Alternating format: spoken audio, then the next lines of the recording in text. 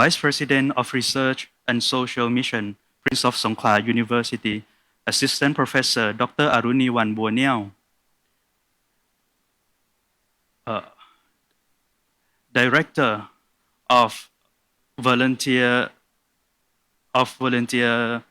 Center, Associate Professor Dr. Narit Duangsuwan, distinguished guests, respected speakers, dear participants, welcome to the International Conference on Peacebuilding and Development in Southeast Asia.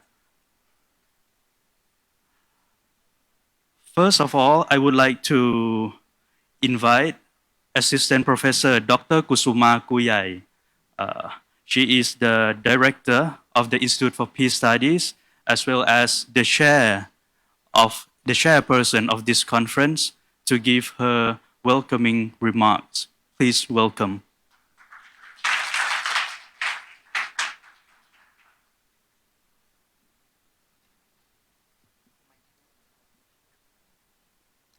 President of Prince of Songkhla University, Council of the Republic of Indonesia in Songkhla, Council of Malaysia, Deans, colleagues, ladies and gentlemen. It is my great pleasure to welcome you to the conference today. We have the privilege to organize the International Conference on Peace Building and Development in Southeast Asia, together with our academic networks. The purpose of the conference is to build specialized knowledge on the integration of peace, legitimacy, geoeconomics, and development in Southeast Asia as a means of mitigating conflict.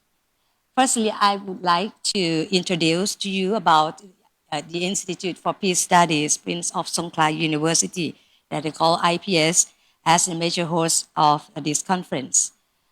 The IPS was founded in 2004 to be an academic institution and research hub on conflict and peace in the context of protracted conflict in the region, in finding the peaceful resolutions and bringing about related policy recommendations.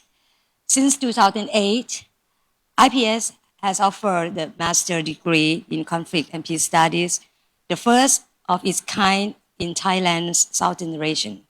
And in 2020, IPS has developed and consolidated the organizational synergy between the Center for Conflict Studies and Cultural Diversity, CSCD, of Pattani Campus and Institute for Peace Study of Hat Yai Campus, for enhancing the status of IPS to the faculty level under the university's central administration. And in this year, IPS has developed the Talent Hub, which is the network of experts who have specialized expertise on the advanced research and capabilities to develop research products and personnel with special knowledge on violence and conflict monitoring in the country and also in the region of Southeast Asia under direct support of the National Research Fund Council of Thailand. The Talent Hub of Monitoring Violence and Conflict has a mission to develop the strong network with international academic centers of peace, conflict, and violence databases, exchanging academic activities concerning peace, conflict, and violence at the national and international levels is one of the critical tasks of the top of talents. And of course, this conference is organized as part of HUB's mission and also the beginning of our substantive collaboration as the consequence of academic partnerships between the conference co-hosts, including Asian Political and International Studies Association, APISA, Southern of Political Science and Public Administration Association in Thailand, Center of ASEAN Community Studies, Faculty of Social Science, Naresuan University, Behavioral Science Association of Thailand, Faculty of Law and International Relations, University Sultan Zainal Abidin, UNIZA, Malaysia, Driyagana School of Philosophy, Jakarta, Indonesia, and Minority Rights Group. The conference mainly relies on papers and panel proposals from scholars from many countries: Malaysia, Indonesia, Philippines, Myanmar, Timor-Leste, Cambodia, India, and Thailand.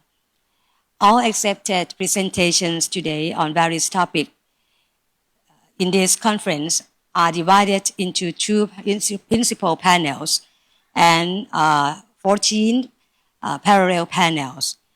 I would like to take this opportunity to express my special thanks to all of the collaboration partners, members of the organizing committees, reviewers, and the academics for their tremendous effort to organize the conference. I hope your enthusiastic participation will make the whole agenda run successfully while strengthening our academic network. Ladies and gentlemen, and now with great pleasure, it is my honor and privilege to introduce the President of Prince of Songkhla University, Assistant Professor Dr. Niwat Kelpadap, to give an opening speech of the conference. Please welcome.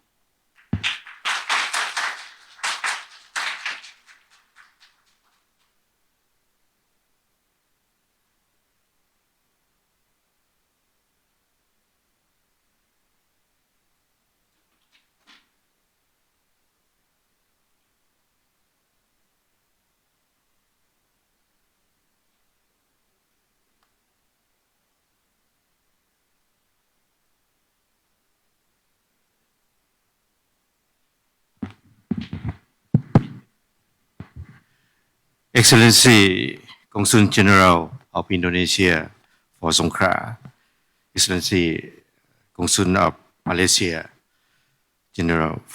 Consul General of Malaysia for Songkhla, Vice President, Deans, Director of Institute of Peace Study, Prince of Songkhla University, keynote speakers, honorable guests, scholars, ladies and gentlemen, good morning with heavy rain in the morning. This come to our green season in southern Thailand. So hope you have this good experience during stay in Hat Yai, Songkhla. Very good morning to everyone and welcome to the International Conference on Peacebuilding and Development in Southeast Asia 2024.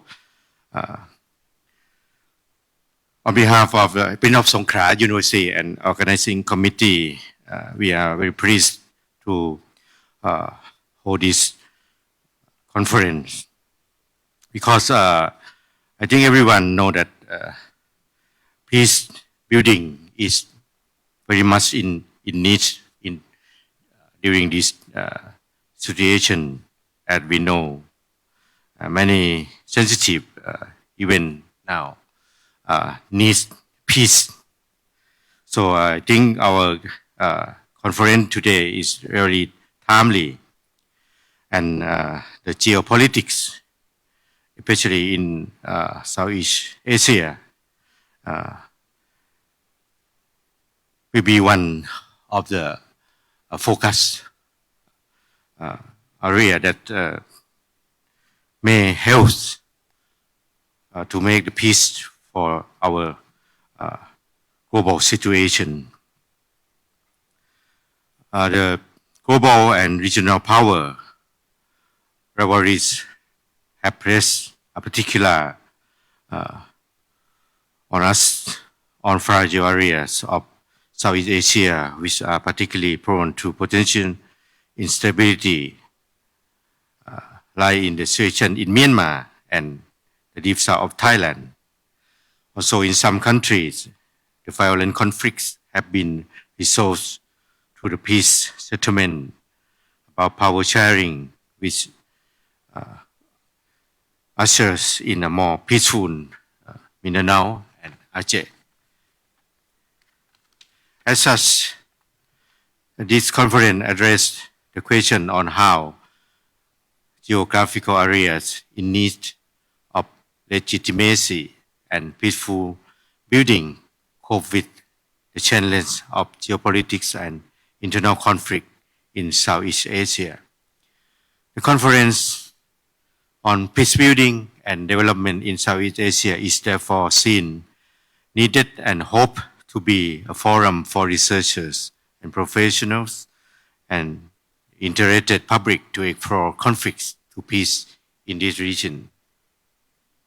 Distinguished guests, ladies and gentlemen, Prince of Songkhla University is proud and honored to be major host of this international academic conference in Hat Yai, Songkhla Province, southern Thailand. I would like to take this opportunity to express our sincere thanks to all co-hosts that we are working hard together to make this conference possible. These are including Asian Political and International Study Association or PDSEA,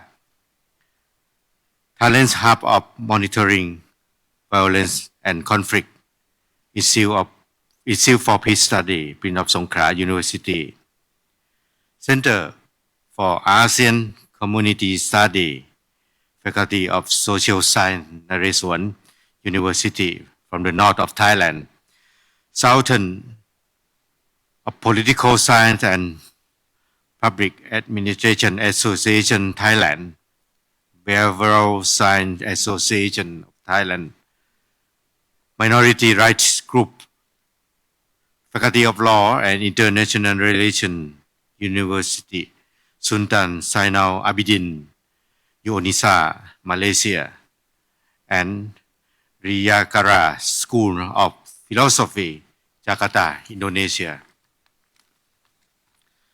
Most importantly, I wish to express my gratitude to keynote speakers and all scholars for their great contributions. I hope the conference will provide us all with a better understanding and insight of the problem and effective tools to help elevate them. I hope that by working together, we can make a peaceful and more sustainable society. And I think from this conference, we will get many inspiring ideas.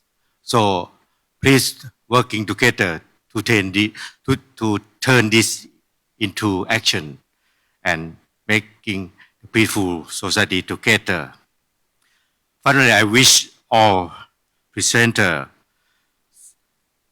our keynote speaker, distinguished guests, and all participants are very successful. And I now please join me to declare the conference open. Thank you very much.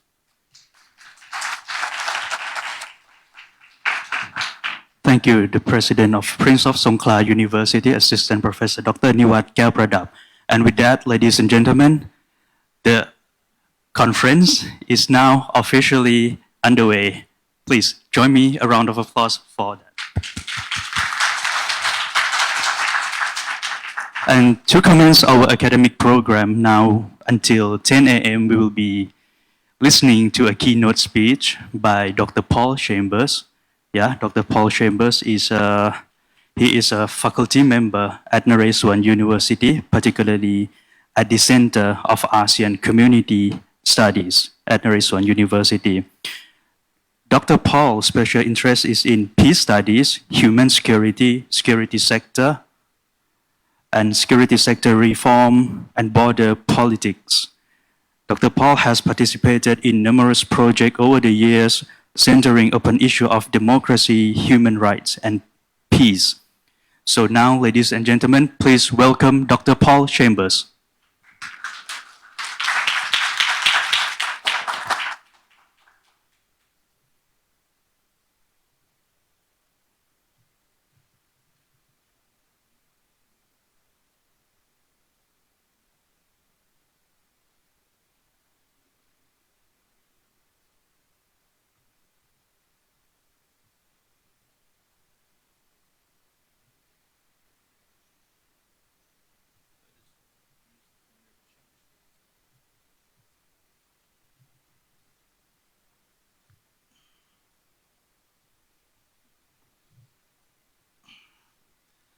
Good morning. Thank you very much. It's a pleasure, a privilege, and an honor to be here in Hat Yai. And I'd like to thank the Prince of Songkla University and all of the other organizations for having me here. So today, I'd like to talk about security sector reform in Thailand's Deep South, sort of as a microcosm subject for issues of conflict in Southeast Asia. Let's see. Okay. 2024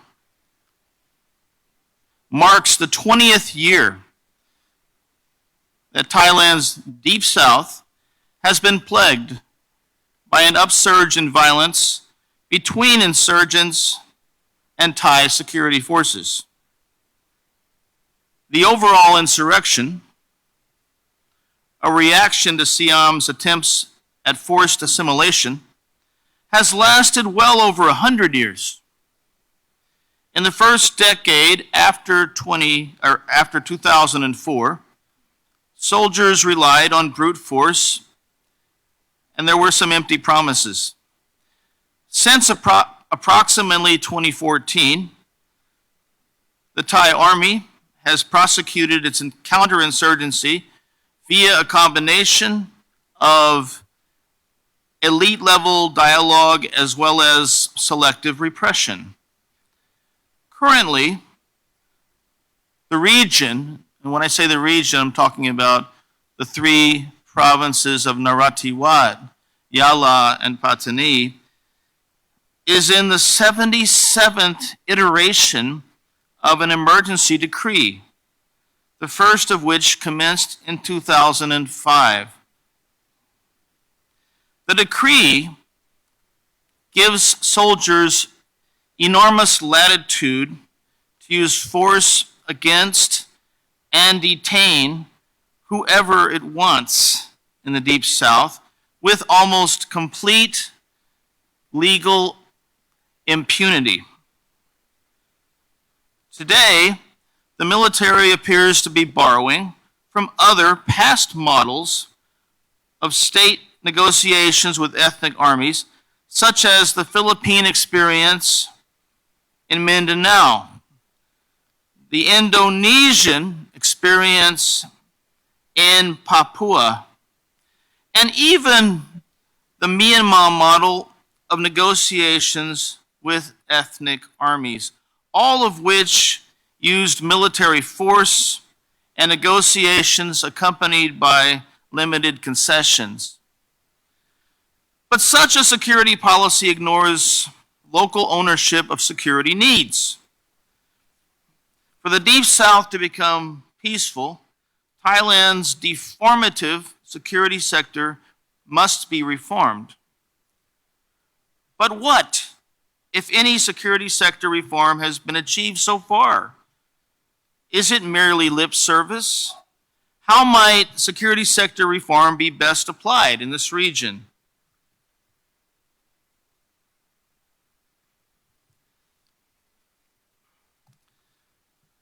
The military in Thailand and in other countries, but in Thailand, has utilized universalist notions of security sector reform from abroad, reconceptualized them, and locally adapted them to Thailand's Deep South in order to rationalize the prolongation and even expansion of a security policy, okay, which is sometimes autocratic.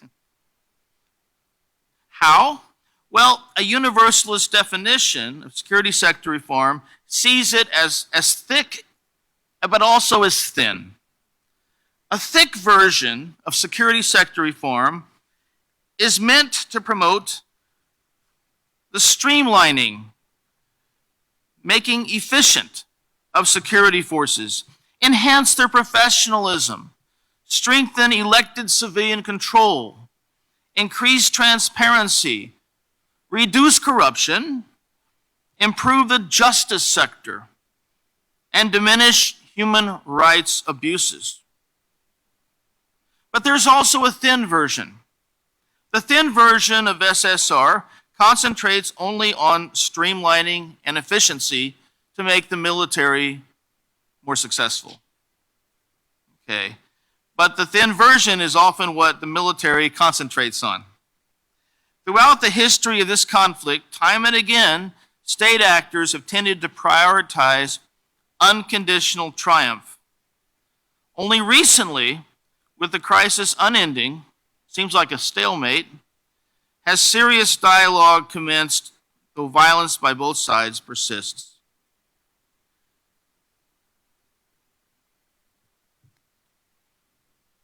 So there has been a history of security sector reforms in Thailand's Deep South, which really dates back to 1946. Okay, it's been going on for quite a while.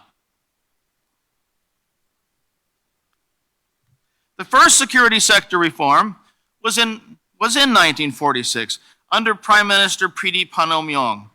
The government decreed the Patronage of Islam Act, empowering Deep South Muslim leaders towards a path of greater autonomy. The Thai military was under orders to enforce mollifying gestures and moderate its previous repressive policies. But of course, that didn't work because there was a coup in 1947. So then we zoom ahead to 1981, the second security sector reform under Prime Minister General Prem Tinasulanont. And Prem's security sector reform was intended to improve the efficiency of security forces, but also to merge agencies working with local Deep South leaders. So he established the task force CPM-43, coordinating security operations among civilians, police, and the military. He created the SBPAC, the Southern Border Provinces Administrative Center.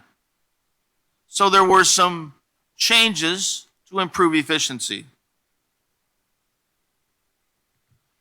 The third security sector reform under Prime Minister Thaksin Shinawatra, it saw Thailand dismantle CPM-43 and SBPAC, which Thaksin viewed as giving too much loyalty to Prem and the army, and place control over southern security matters in the hands of police commanders.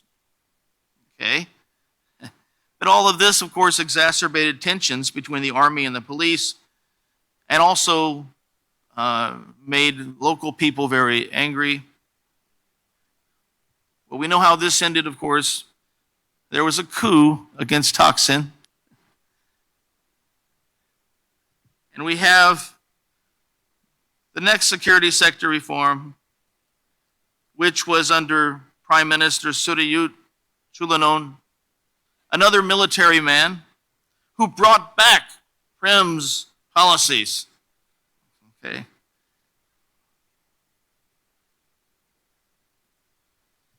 And then we find the fifth security reform, that of civilian Prime Minister Peacebuilding, which included the proclamation of a new paradigm, politics leading the military, which would henceforth place elected civilians ahead of the military in terms of formulating policies to resolve the crisis in the Deep South. This policy shift led Opposite to try to take the SBPAC out of the control of the military, instead making it directly answerable to elected civilian prime minister.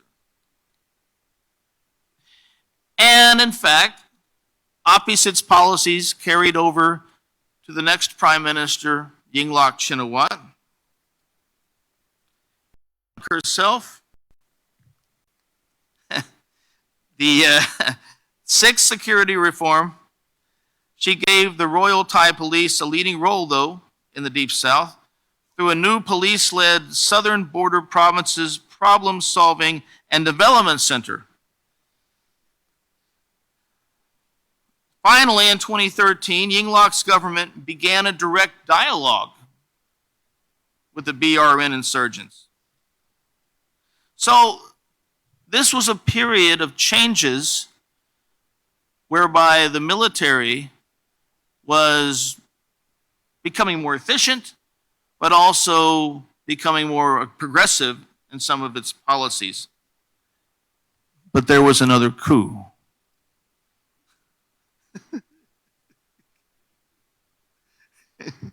And okay, we have another coup, and this is the 7th security reform. It saw SBPAC placed under the control again of a military junta, and then the Internal Security Operations Command, ISOC. Okay, yes, the junta under Prayut Chan-o-cha put together this 3-tiered structure to resolve the Deep South crisis. Yes, there was a 3-tiered dialogue committee. Okay, there was also a structure to extinguish the Deep South fire. There are many, many different attempts. Okay, well, I can say that at least this junta was negotiating with Mara Patani, and then it seemed like things might be moving forward. So I've discussed here 7 different security sector reforms in Thailand's history. Most were initiated by civilians and then terminated by the military. Some of these security reforms were more substantive. Some of them were more superficial, but meant for efficiency of security traction. Okay? But what do we still have today? Sort of a stalemate.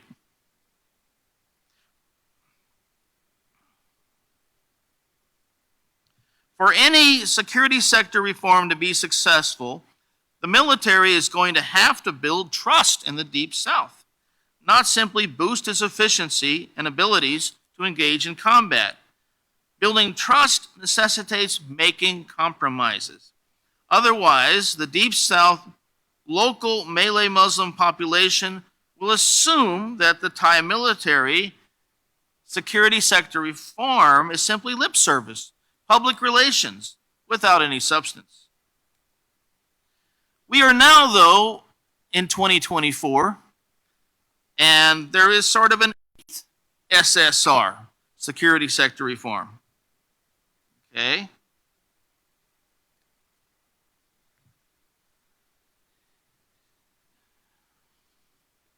When I started making this PowerPoint, Seta was the prime minister, but I had to change it because there's a new prime minister. Update, yeah.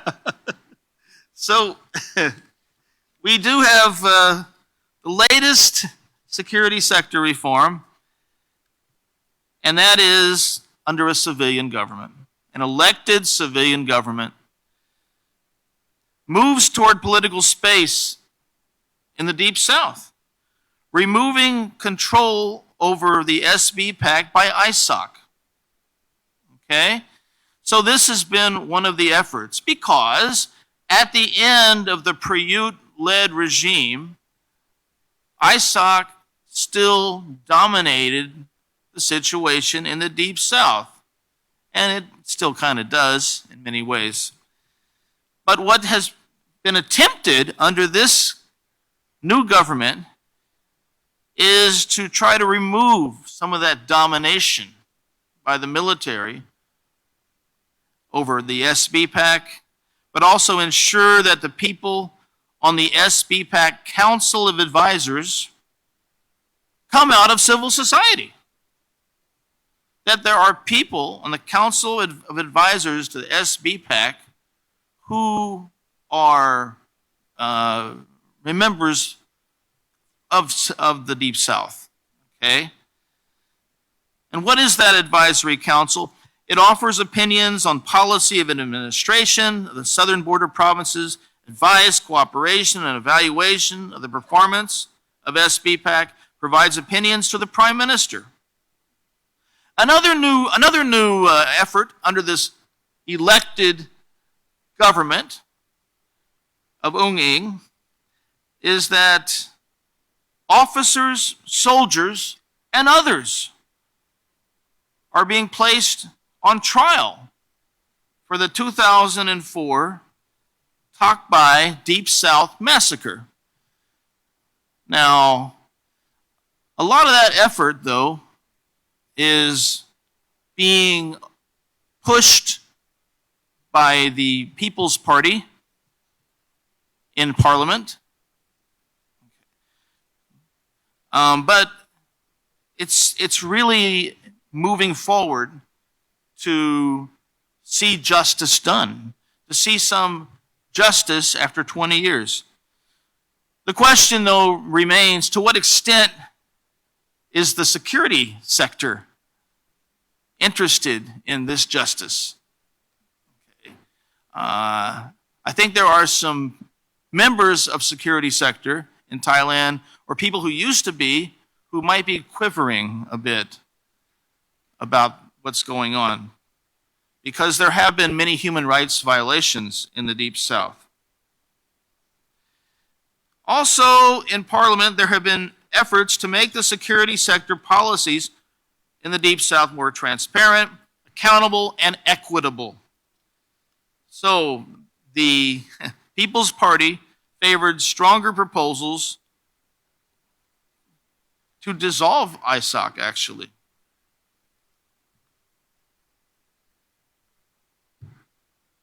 Okay.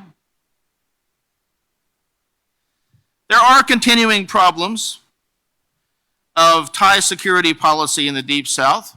First, powerful elements of the Thai military have shown themselves to be opposed to moderation. In fact, some of the incoming leadership to the 4th Army has been rumored to be rather hawkish and hardline. This reality makes some in the Deep South worried as to the extent that a dialogue with Bangkok can be trusted. Second, the instability of Thai politics since 2006 could easily deter progress in negotiations. I mean, there's been a lot of prime ministers. Third, security officials, particularly paramilitary rangers, are often insufficiently trained to deal with Deep South counterinsurgency issues. The result has been sort of a knee-jerk preference to use repression rather than moderation. A fourth problem, and this is related, is misbehavior towards Malay Muslims in the Deep South. Allegations of human rights violations, intimidation, discrimination, and corruption. That's tainted some bureaucrats. The fifth problem is rotations of senior state officials in charge of the Deep South, happening so regularly that there sometimes is a lack of policy continuity. Sixth, there's already distrust and animosity between the Pheu Thai-led government and the army on several issues right now. Seventh is a persistent clash between the army and the police. That's pretty natural in many countries. Eighth, despite the return to elected government in 2023, the military's actions on the ground in the Deep South still remain mostly unaccountable and opaque to civilian leaders. Ninth, partly because of the continued application of the emergency decree, legally undergirded social justice remains dubious. So, ultimately, if Thai security forces sincerely seek conciliation and peace in the Deep South, they need to earnestly reform the deformed security sector in the region.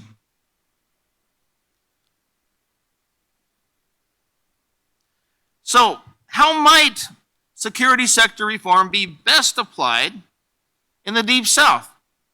So I had some thoughts and just some considerations. Number one, I think in some cases, Thai security forces need to work harder to transform their image from one of conquerors to peace builders in the Deep South. I mean, some of them already are doing that, and I'm not trying to be overly critical, but I think there needs to be more of an effort. Number two, support more substantive dialogue by elected government negotiators. So I think the security sector needs to have more trust in elected civilians to lead up dialogue. Three, Thai security forces need to demonstrate greater compassion to the local Malay Muslim population. And that starts with, I think, human rights trainings for paramilitaries and also soldiers in the region. More than that, ensure regular access of detained individuals to their attorneys. Number four, allow for more safety zones, humanitarian corridors. Number five, maybe consider some autonomous zones, like in the Bangsamoro model. Number six, improve the justice system for civilians in the Deep South. Number seven, better monitoring of paramilitaries and troops on patrol in villages to reduce mistreatment of villagers.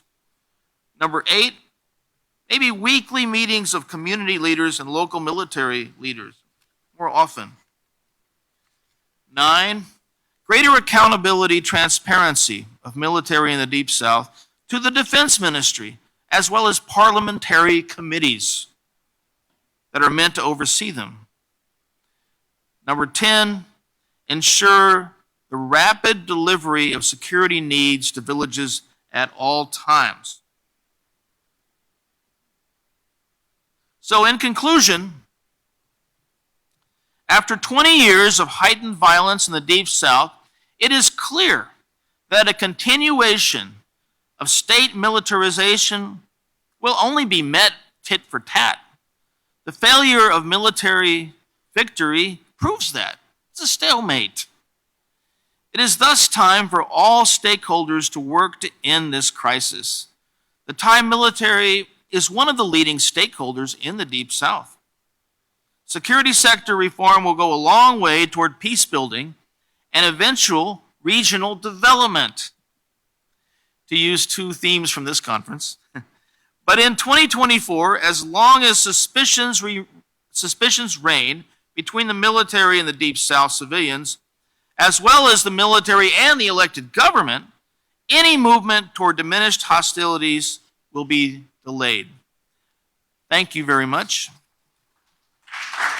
Thank you, Dr. Chambers. And for the next keynote speech, it will be delivered by Professor Dr. Kamaruzaman Askandar. And for your information, Prof. Kamaruzaman is a professor and expert at School of Social Sciences, University Science, Malaysia.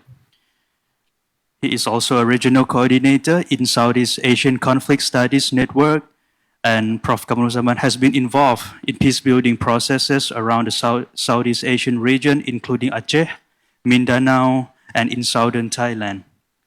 So please welcome Prof. Kamaruzaman to the stage. Please welcome, sir.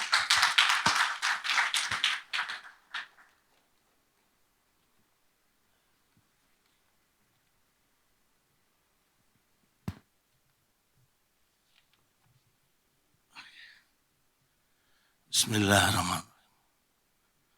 Assalamualaikum warahmatullahi wabarakatuh. Good morning, everyone. Assistant Professor Dr. Niwat Kayu Pradap, the President of the Prince of Songkla University. Assistant Professor Dr. Kusuma Nuyai, the Director of the Institute for Peace Studies, PSU. His Excellencies, the Consul Generals of Malaysia and Indonesia. My old friend, Achan Busabong. Friends, participants of the conference, APISA members. there are so many friends. I'm not mentioning everyone. Hope you don't mind. This is like homecoming to me. So first of all, let me thank the organizers for inviting me to this conference. I told them I was happy to come as a participant to present a paper, to present some thoughts, but they decided that maybe I can be one of the keynote speakers. I'm truly honored for this honor. I wish that someone else from PSU or from Southern Thailand is doing the keynote, but then since I was invited to be the keynote, I'm honored. And like I say, this is homecoming, and this is homecoming to me. I've been to the Southern Thailand area for many years, and especially since 2004, 20 years ago. I've been working in conflict areas around the region for many years, not so much in Southern Thailand. Before 2004, unfortunately, this was one of those areas that we thought that everything was okay already. There have not been many instances of violence. Before 2004, we were concentrating much more on areas like Aceh at that time, Aceh and Timor-Leste, Timor, East Timor before that, Mindanao for the Bangsa Moro conflict. I went there and then did a lot of work in Mindanao as well. Got married to a Bangsa Moro woman, so I was worried that if I come so often to Southern Thailand, I might bring home, another wife from Patani. That did not happen. Don't worry, So, but that was the case, way back then, because we were concentrating on other areas, not thinking that, here in Southern Thailand there is this conflict that has been happening for a long time. It's not a new one. It's not a new one, but it's been under the radar, so to speak, under the radar, and more or less controlled, managed, by the Thai state. But the unhappiness, the grievances, they were still there. They were still there. And in the field of peace studies, this was what we would have called, negative peace. You have the picture of peace, but underneath there are always things, happening or going on silently and waiting for the time, to come out. Okay, and for this reason also, when we came and worked here in 2004 onwards, we were trying to understand the situation here in Southern Thailand, and we do understand that in a situation of negative peace, there is a tendency, or not really a tendency, there is a necessity, for conflict transformation to work. And for conflict transformation to work, there will be also instances where there will be clashes between the two sides, one wanting to hold on to the situation, manage the status quo, not wanting to rock the boat too much, and allow things to go on the way it is. And then another one trying to change and transform. And change is the key word here. We have to change the situation.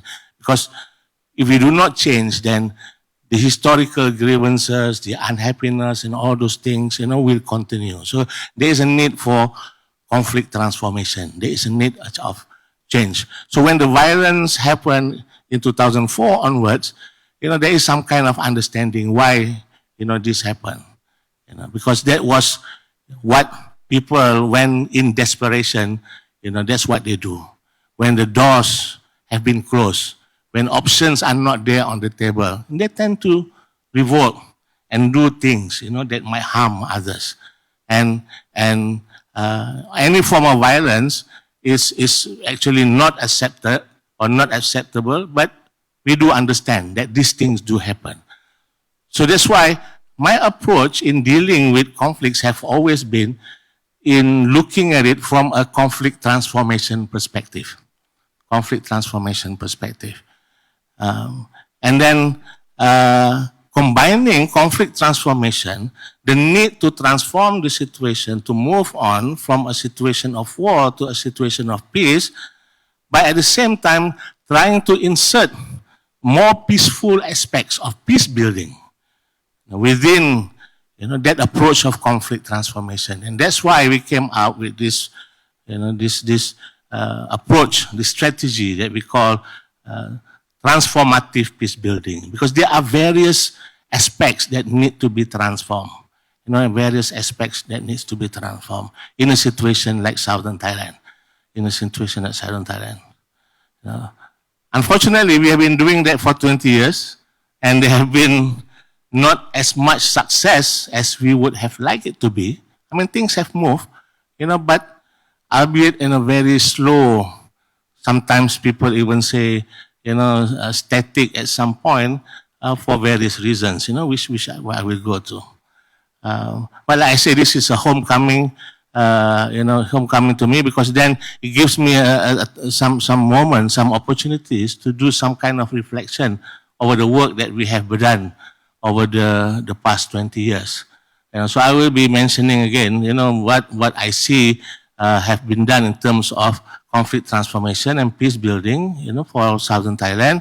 And I would also discuss a bit, not too much, about what are the challenges, not only for peace building, but for peacemaking as well, because this is also very important, because over the past maybe 10 years or so, we have been trying to influence peacemaking.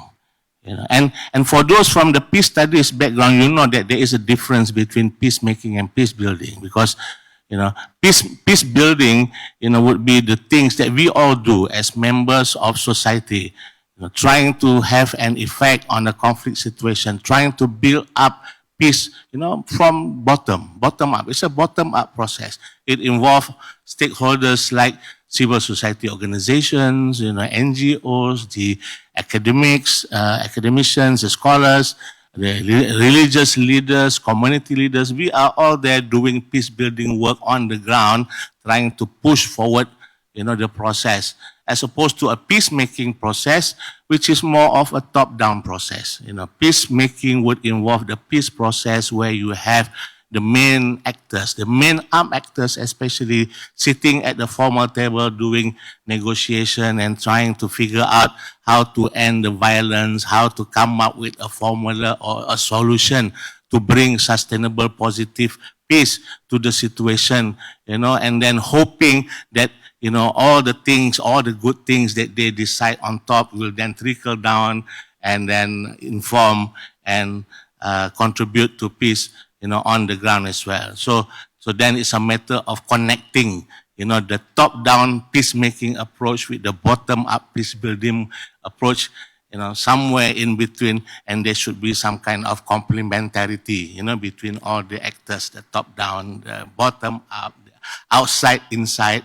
I would be outside, inside, and then the insiders as well doing all those things. So not going to go too far into that discussion, otherwise it will be Peace Studies 101, and we don't want that to happen. But then just to give us a clear understanding of how to comprehensively approach, a conflict situation, and to put the different terms into perspective, to peacemaking and peace building. Because sometimes there's some confusion. People saying that, well, we still don't have peace because peacemaking doesn't work. Well, if peacemaking doesn't work, does not necessarily mean that the other aspects of peace building, do not work as well. So we need to look at it in a more comprehensive kind of way. And that's just my introduction. I'm always getting worried of time, usually when they invite me to speak. I would say I do not know what to say, that once I sit in front of a microphone, I do not know when to stop, so I will try to be brief, be patient with me, I hope. So let's go on to some of the slides that I've prepared for our occasion. So, see, I've not even gone into the introduction yet. So introduction is where are we now? Where are we now in this particular situation? It's been 20 years of on-off violence. When you study peace, there is this term called, ripe for resolution kind of term, right moments. When is the right moment for peace to happen?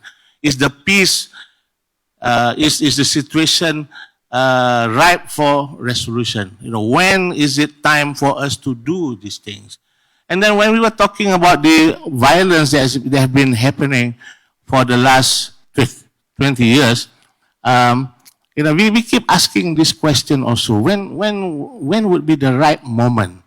When would be the situation be ripe for resolution? And I remember asking this question back in 2005, 2006, to people being, involved in the movement, and the answer would be that, well, we'll know when it's ripe. We know when we are ready. Because the question that was asked was, to what extent, would violence be involved in a conflict situation like this?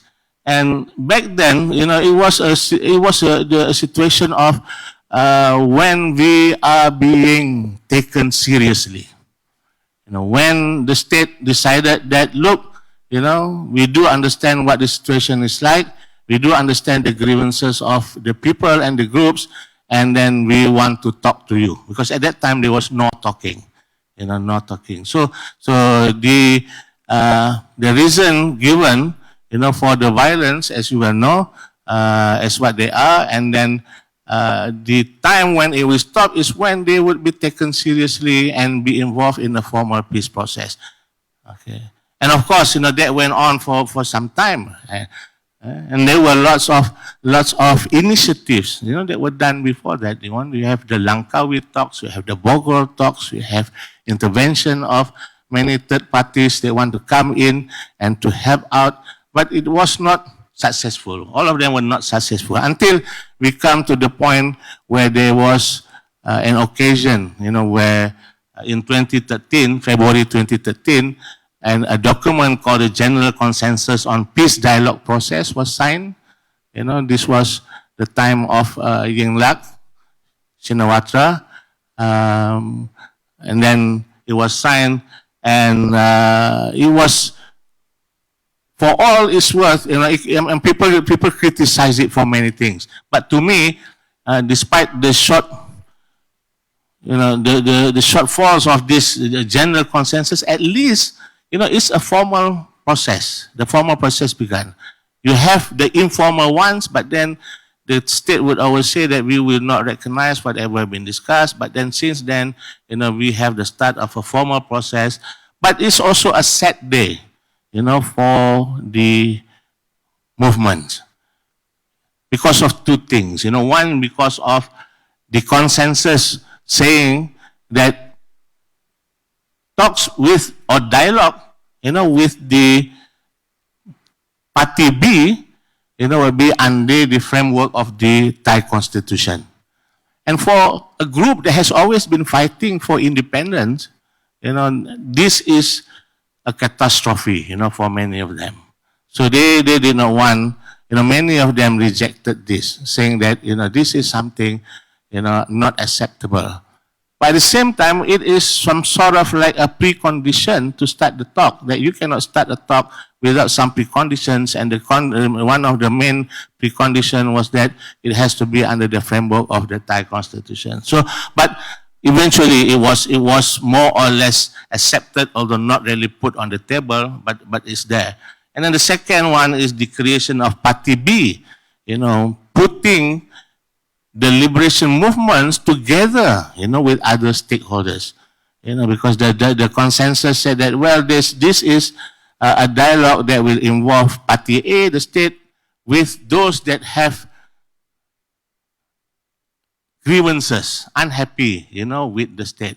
And then it's not only the liberation movement, but then also other stakeholders, people on the ground, stakeholders like civil society organizations and all those things. So in a way,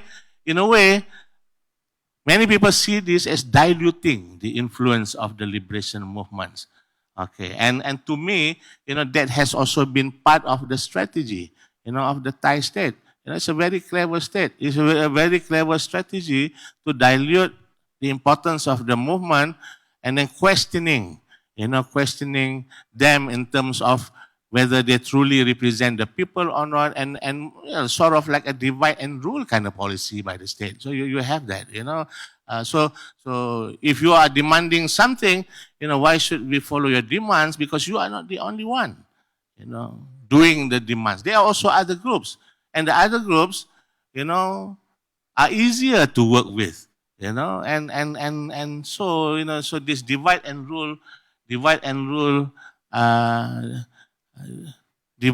rule kind of strategy by the Thai state later on, I say, would contribute to what I call a flawed peacemaking, problems within the peacemaking process, and also misguided peace building, because peace building then, would happen with the involvement of many groups, civil society organizations, and all these things. And they become even more important than the movement, to the point that people will start questioning, why are the liberation movements dealing with the Thai state, when there are us on the ground, not only affected by the situation, but know more about what the people want, because we've been with the people all this time. Where have the liberation movements been? They are outside of Malaysia. They are, doing clandestine activities on the ground, but they are mostly outside, and they are not connected, to the people, So then this cause rift, so between the Patani people, involving those on the ground, those in the jungle, and those outside of Malaysia. And who benefits from all these rifts? The state benefit. The state benefit. Then this is the result of this flawed peacemaking, and misguided peace building. Transformative peace building, this is something that I always show my students, but it is something that is also useful for us to understand when we do peace building, and wanting to put everything in some sort of like a frame, a theoretical concept, where and how to transform, So I mentioned already earlier about conflict transformation, the need to transform the situation, but then there are key dimensions that need to be transformed as well, because we need to transform the personal, we need to transform the structure, relations between the two sides, cultural aspects of the conflict, the mindsets of the people, how people look at the situation, how people look at each other.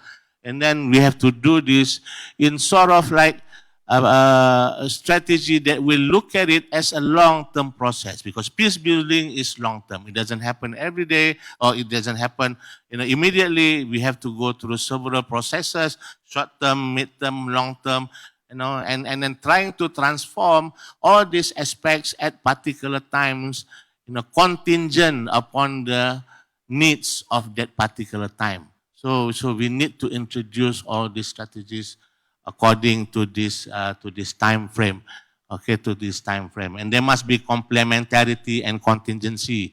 Complementarity is that all the actors working together, the stakeholders, those that work at the bottom part, building up the process, as well as those that work at the peacemaking level, top down, there must be complementarity of actions. And lastly, there must be some aspect of inclusivity. Moving forward, we need to include as many as possible. Because if you are not in, you are outside. Examples have shown to us that outside, can become spoilers. So there must be some kind of inclusivity.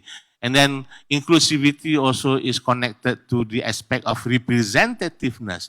If we are not there, who are representing our interests?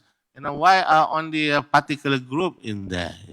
And we are talking about a situation where you have, a few liberation movements. For the longest time, this has been one of the most crowded conflict areas. You have liberation movement. You just name it.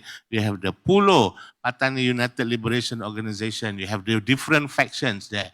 You have the BRN, Barisan Revolusi Nasional, Melayu Islam Patani, and then their factions in there as well. You have the Barisan Islam Pembebasan Patani, BIPP. You have the Mujahideen. You have all sort of groups. Those are the liberation movements, not counting, those that made up all the other peace-building actors.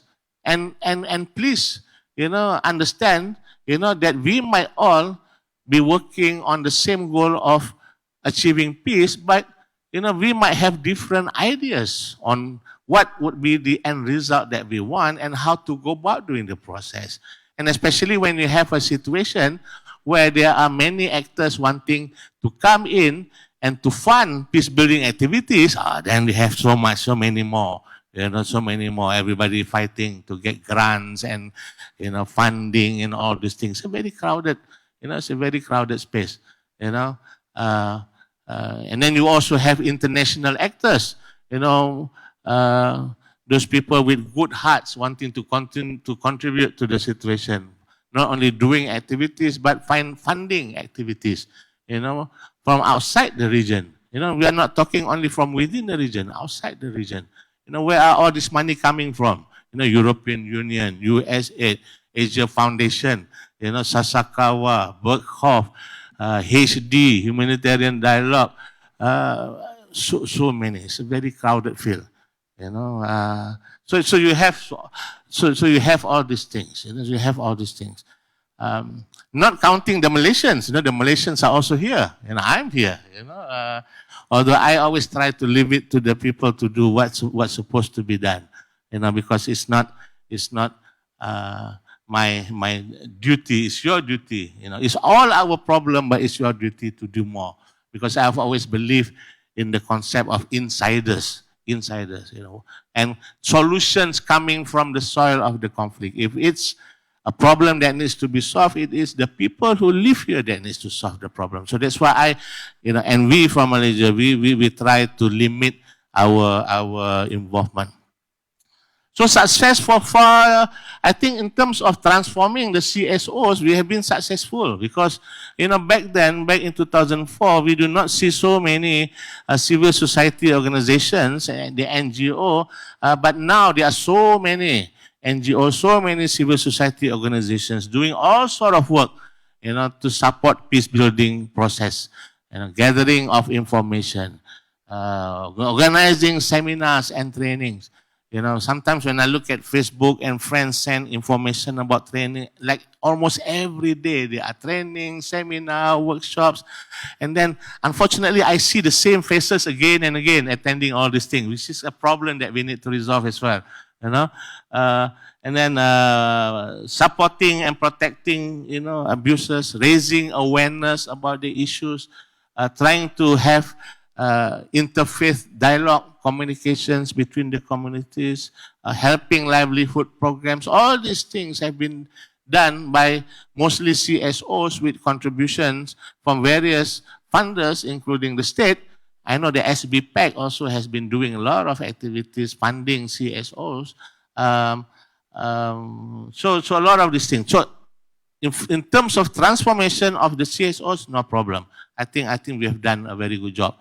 Okay, it's about transforming the peacemaking aspects that we have the problem. It's about transforming peacemaking. So I want to spend the rest of my time here looking at. Okay, so these are just examples.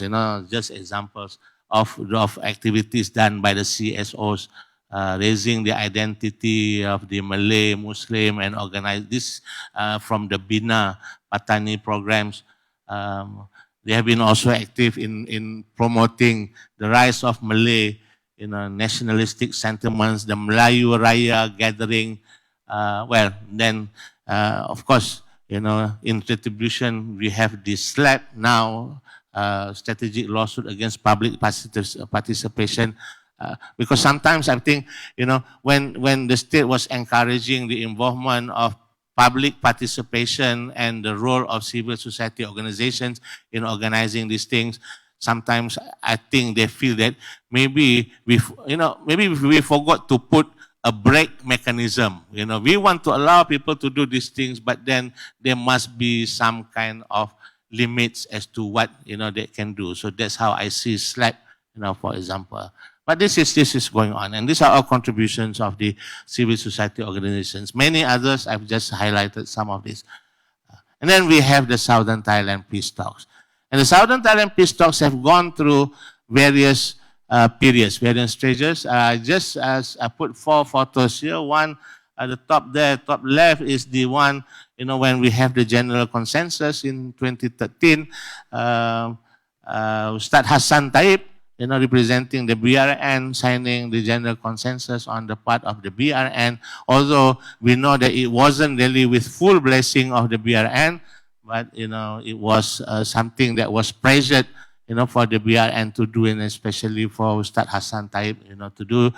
But then, you know, life goes on. You know, after a while, Ustad Hassan moved on, and then he was replaced, you know, by other people. Then the process moved to different stages involving various other actors. And then we have the ones on the bottom left, that those are the Mara Patani people, combination of Pulo and BIPP and some BRN being part of the Mara Patani, invited to be part of the process. The facilitator at that time was Datuk Sri Zamzamin, you know, from the research department. Nothing much happened simply because, you know, Mara Patani and the organizations that were at the table, they were not really the ones being responsible, you know, for things on the ground.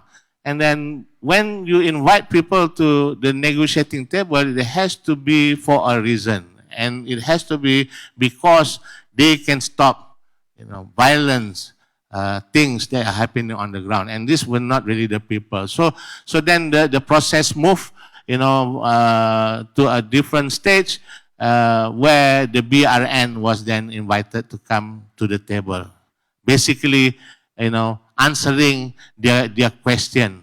The question many years ago when we asked them, when is it that, you know, you want to stop the violence? And the answer was that when we are accepted as a legitimate, you know, partner to the table. And then that happened.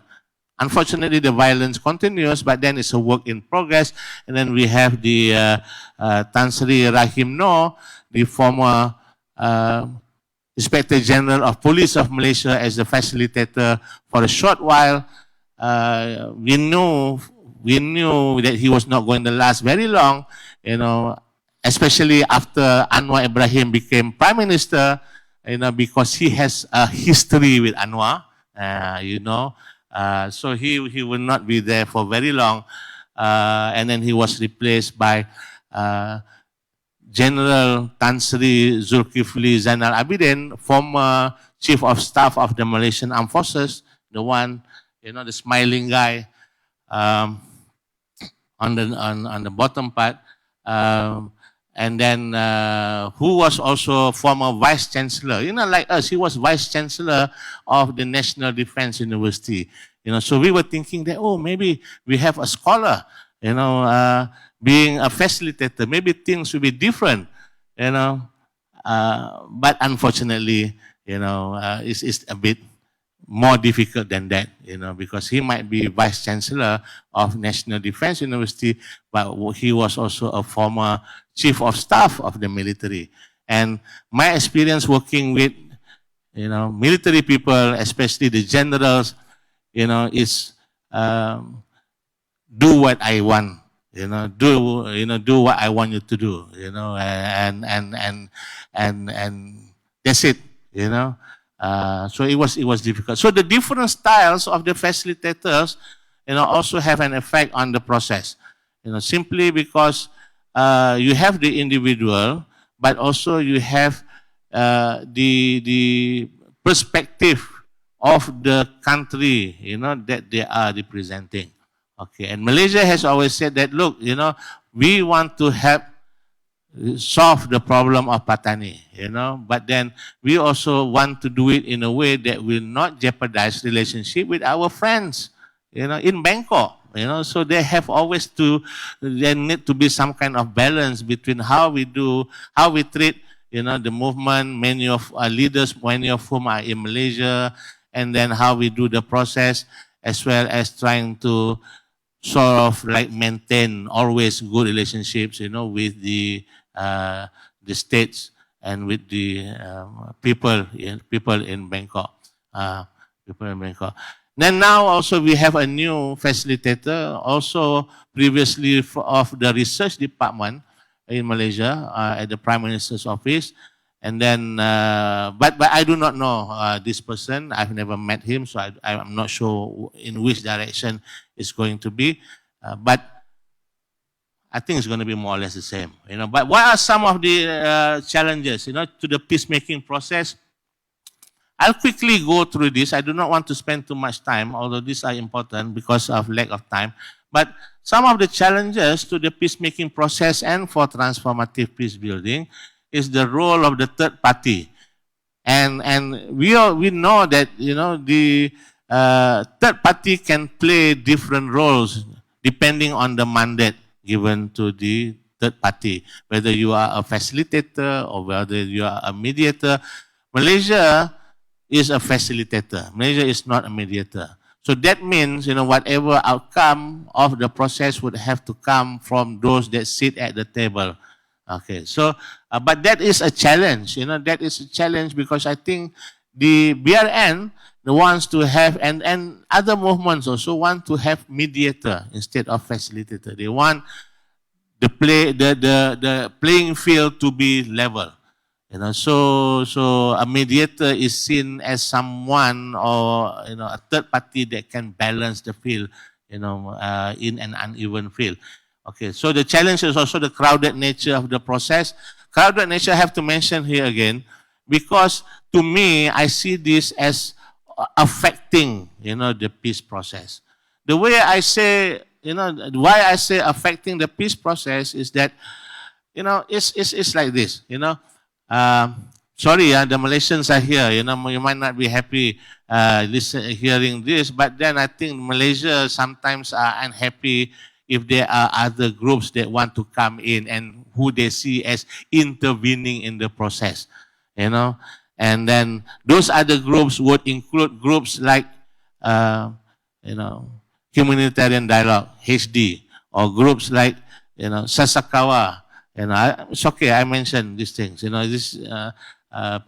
then other groups also wanting to come in. Malaysia also get a bit nervous when Yusuf Kala comes to the south and suddenly saying things like, Indonesia can help and all these things, Sometimes it's a bit sort of, I don't know, can I say childish? But at the same time, it's like, people saying that, look, we have a relationship. You are my girlfriend. Why are you then seeing other men? Kind of thing. You're not being loyal to me, and I've been doing so much. Whatever you want, I provide for you. You want nice house, you want nice car. Look at all those gold bangles that I give to you. And suddenly, someone come in with a new iPhone 16. You want to go on a holiday with him. That's not fair. That's not fair. So simplistically, it's like that. And to the extent that there have been tension between Malaysia and and the movement because of this. I say it's childish because it shouldn't happen.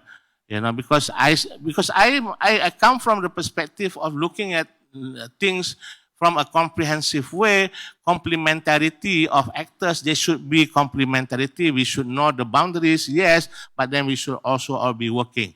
But at the same time, it's happening in a crowded, place, like the peacemaking room, and this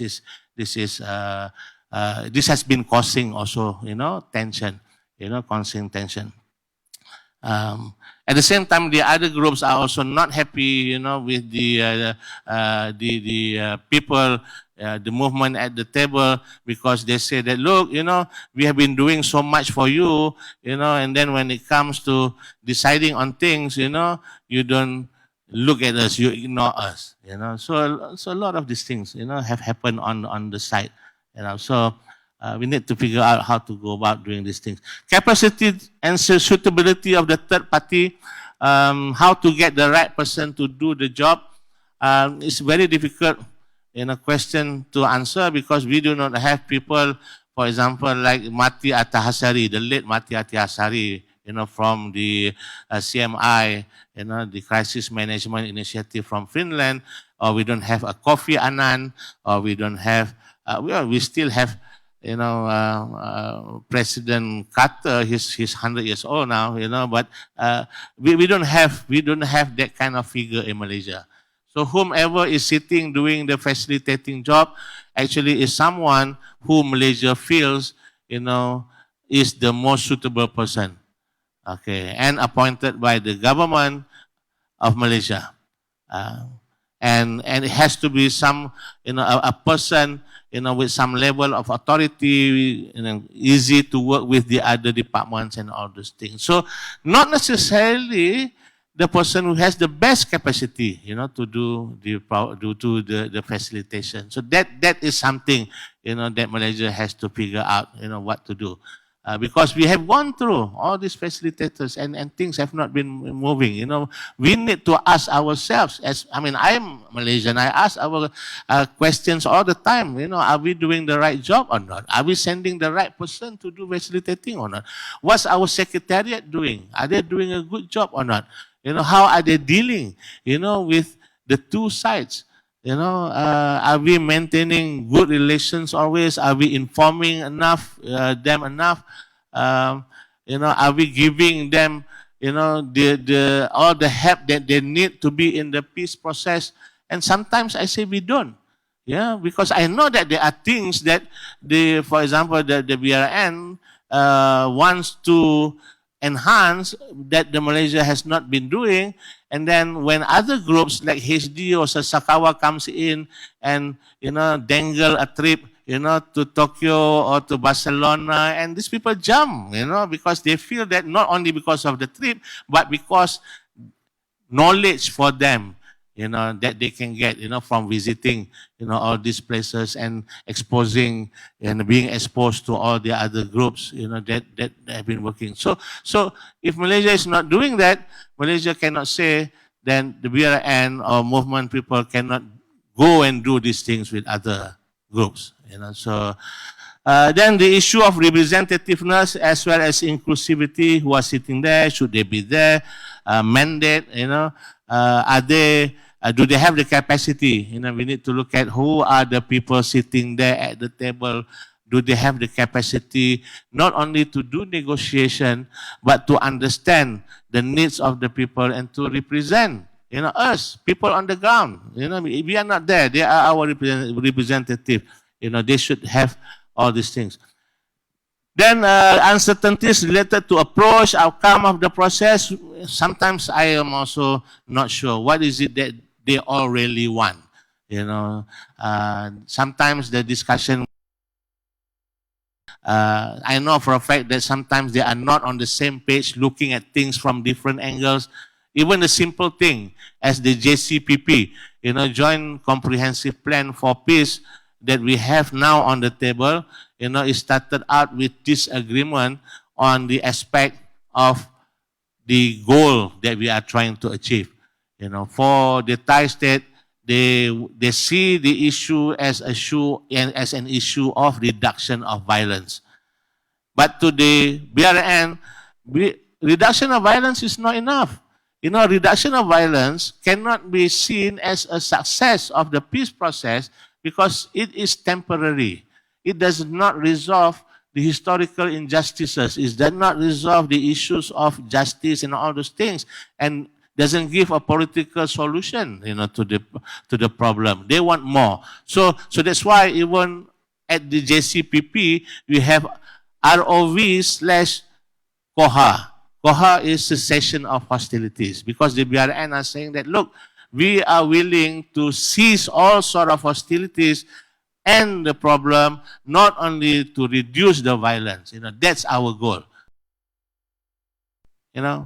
they have to be put on the same page. And about the process also, about the process. And I look at the process, and I've been seeing difficulties, especially in terms of how to plan for, public consultation.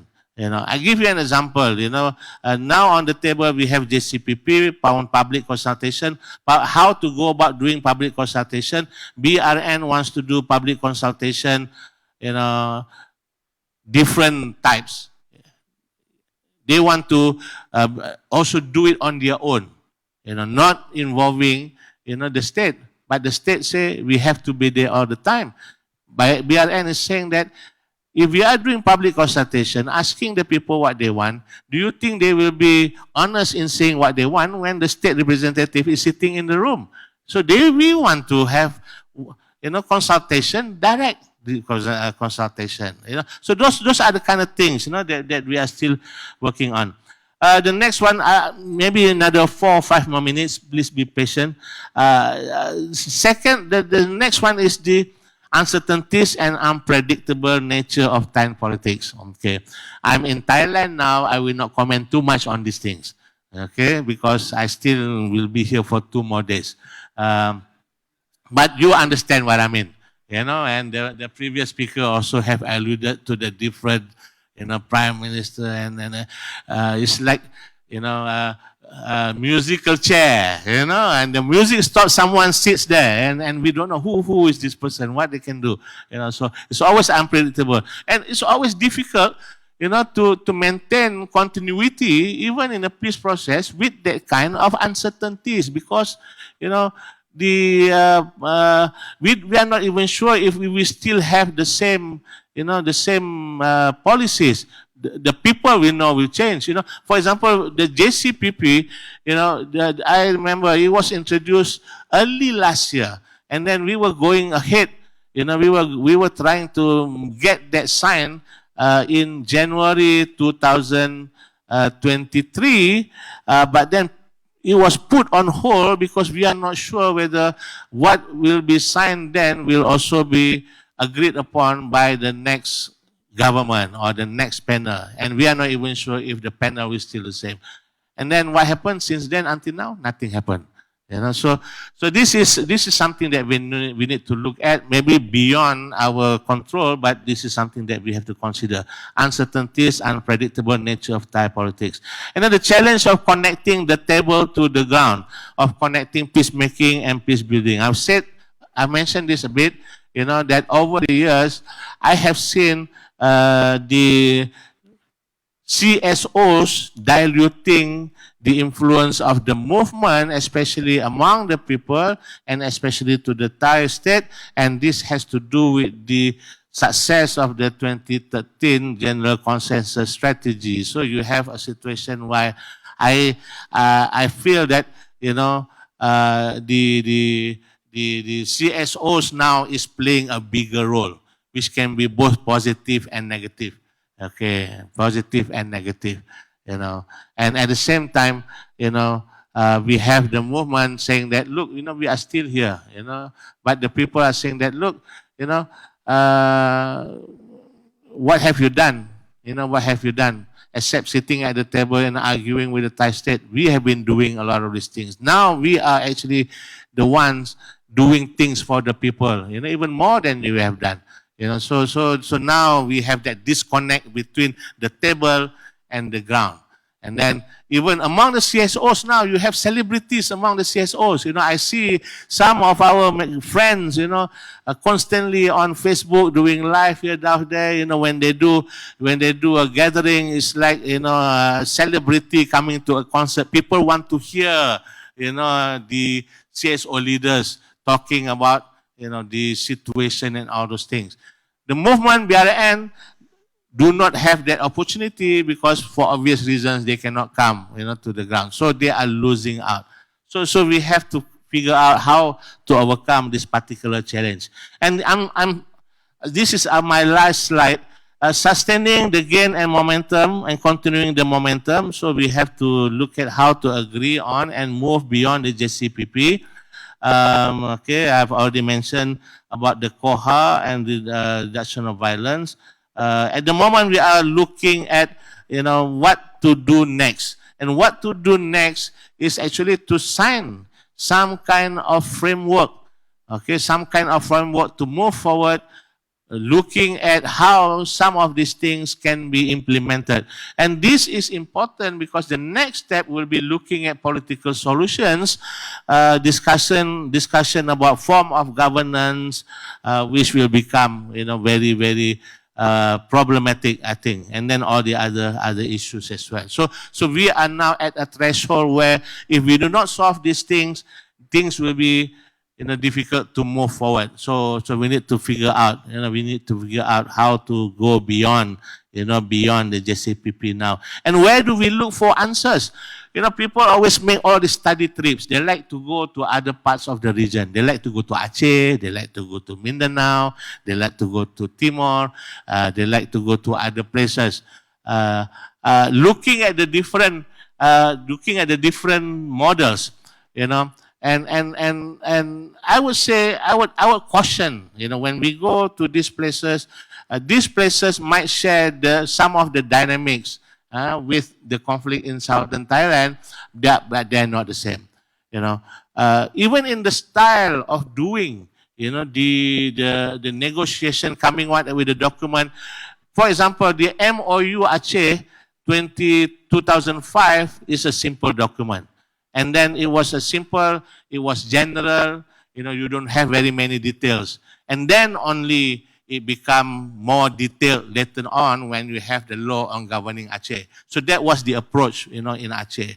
But for the Bangsamoro, for Mindanao, when they did their framework agreement for the Bangsamoro and eventually the comprehensive agreement for the Bangsamoro, it was very detailed.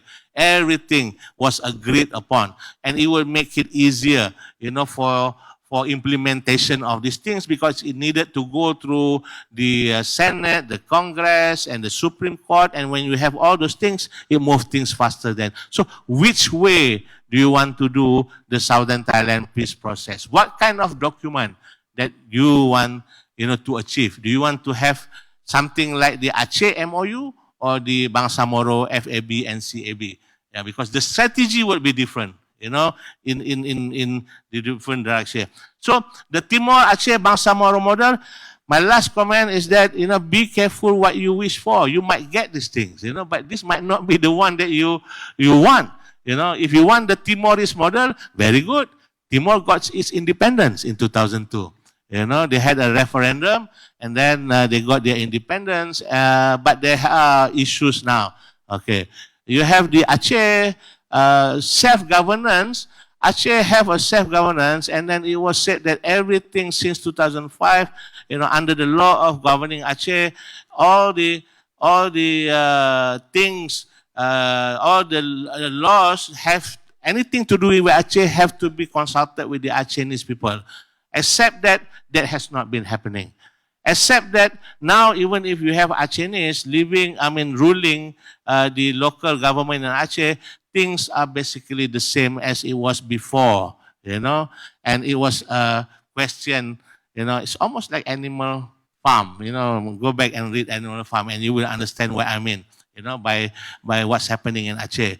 If you look at the Bangsamoro model, to me, one of the most comprehensive peace process with the comprehensive agreements and all those things, but what's happening now, suddenly you hear, when we are coming to the Bangsamoro Parliament, next year, now you hear things like, we actually do not want to be part of the Bangsamoro. We want to come out. We want to have our own version, of governance. Sulu, went to the Supreme Court and decided not to be part of the Bangsamoro Autonomous Region of Muslim Mindanao. And then that will also create problems about identity, about governance and all those things. So be careful what you wish for. If you might get it, and then you might not like it in the future. Okay, but I don't want to end this on a negative note. It's been 20 years. We have been working on these things a long time. I was young when we started. I had short hair when we started. I have very long hair now. Last time I said that I will cut my hair when the Bangsamoro problem has been resolved, but I still cannot cut my hair. And then I said that maybe I will change it to Patani or to Southern Thailand. But then Don Patan said that that will never happen, and I will have very long hair before I die. So I will not make any more promises. But I just want to salute, all of you, for your hard work for peace in Southern Thailand. I think all of us, in fact, have contributed in our own small ways, some bigger ways, some small ways, according to what we can do. The journey is ongoing. It's not smooth sailing, but inshallah, if we persevere, I hope that one day we will have peace for Southern Thailand. So thank you very much. Assalamualaikum warahmatullahi wabarakatuh. Thank you, Prof. Dr. Kamaruzaman Askandar.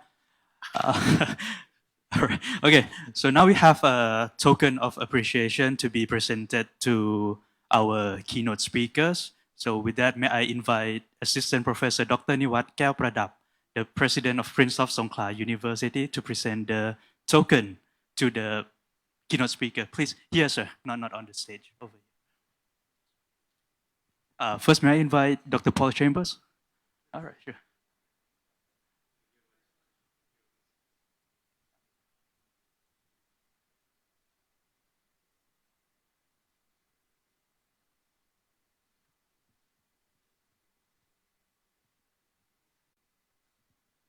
Please give Dr. Paul a round of applause, please.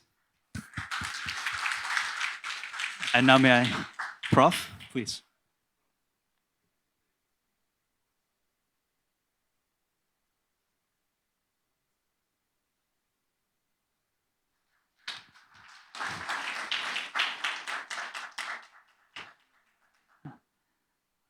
Thank you. Thank you for the president of PSU and as well as the keynote speakers.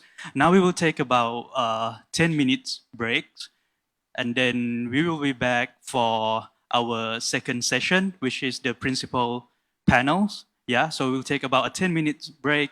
We have some refreshment ready for you at the back. You can take it and can bring it to eat here in this room. Please, welcome.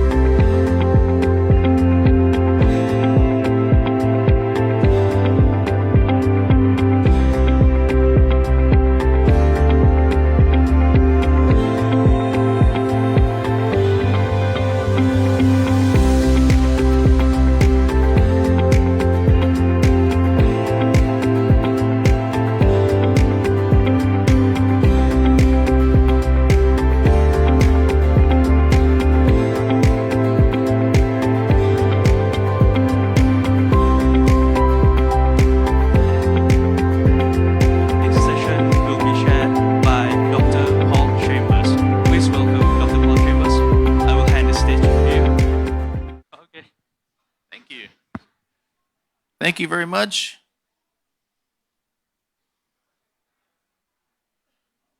Yes.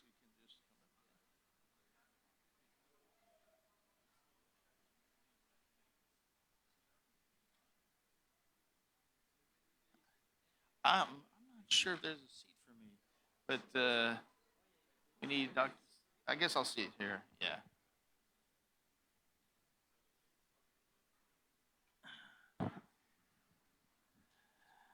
Good morning, everybody. The idea for this conference came out of another conference in Bali last maybe 2 years ago. 2 years ago. Or three, yeah. Yeah, maybe, yeah, some years ago. And we thought to ourselves that there really needs to be a meeting of the minds on ways of peace building and legitimacy, social justice for conflicts in Southeast Asia. Really came out of it was kind of a brainchild of Dr. Ketut here. So we put this together, and thanks to Dr. Sison Pope and Dr. Kusuma and the president of this university, we were able to put it together here and then expand it to a conference. So this is the principal panel then for peace building and development. And this panel, we're calling it, is the Making Peace Fields in Southeast Asia, Sharing Power and Struggles for Social Justice. So I want to introduce the members of this panel. First, Dr. Ketut DAY01, who's right here. He's a scholar and researcher prominent on peace issues, who is the executive director of the Institute for Peace and Democracy, which is the implementing agency of the Bali Democracy Forum. He's also a lecturer at Udayana University in Bali, Indonesia.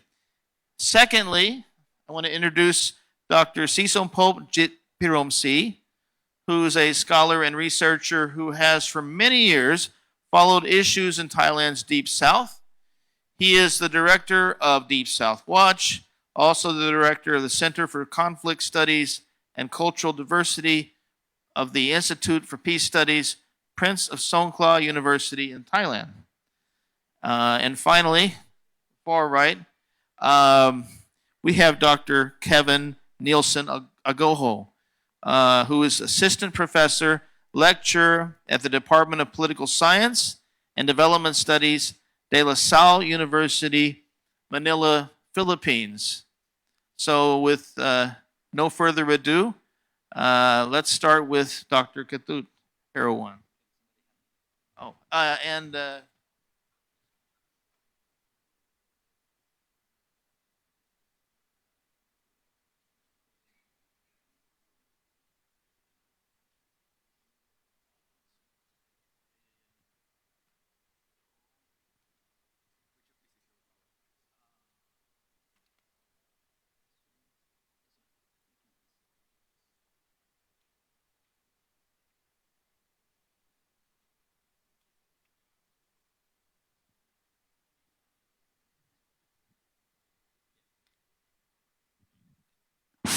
Can I stand up? Because I'm teacher. Okay. The way to present this paper is because of limitation of time. I just let Paul manage my time. Please let me know that if you can cough when my time is ended. So the topic is making peace field in Southeast Asia, sharing power and struggles for social justice.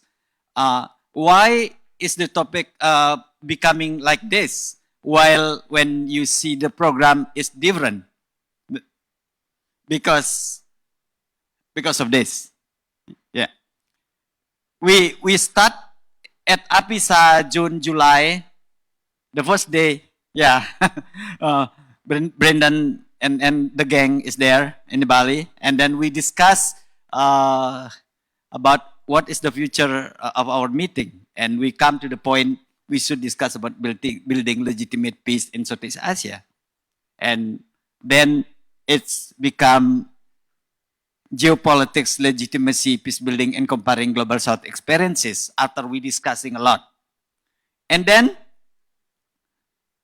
after doing a lot of research about data, about data, theory, practice, reports, and many things, come to the making field in Southeast Asia, power sharing and struggle, social justice. Until last night. Last night we had a beer there in the market. I have Coke, by the way, and then we changed almost a half of the point of view. We try to discuss because we come out to the point that we should locate precisely where is the peace field is. Is that inside the peace itself, or it is inside of your presentation, security sector reform, or outside of that?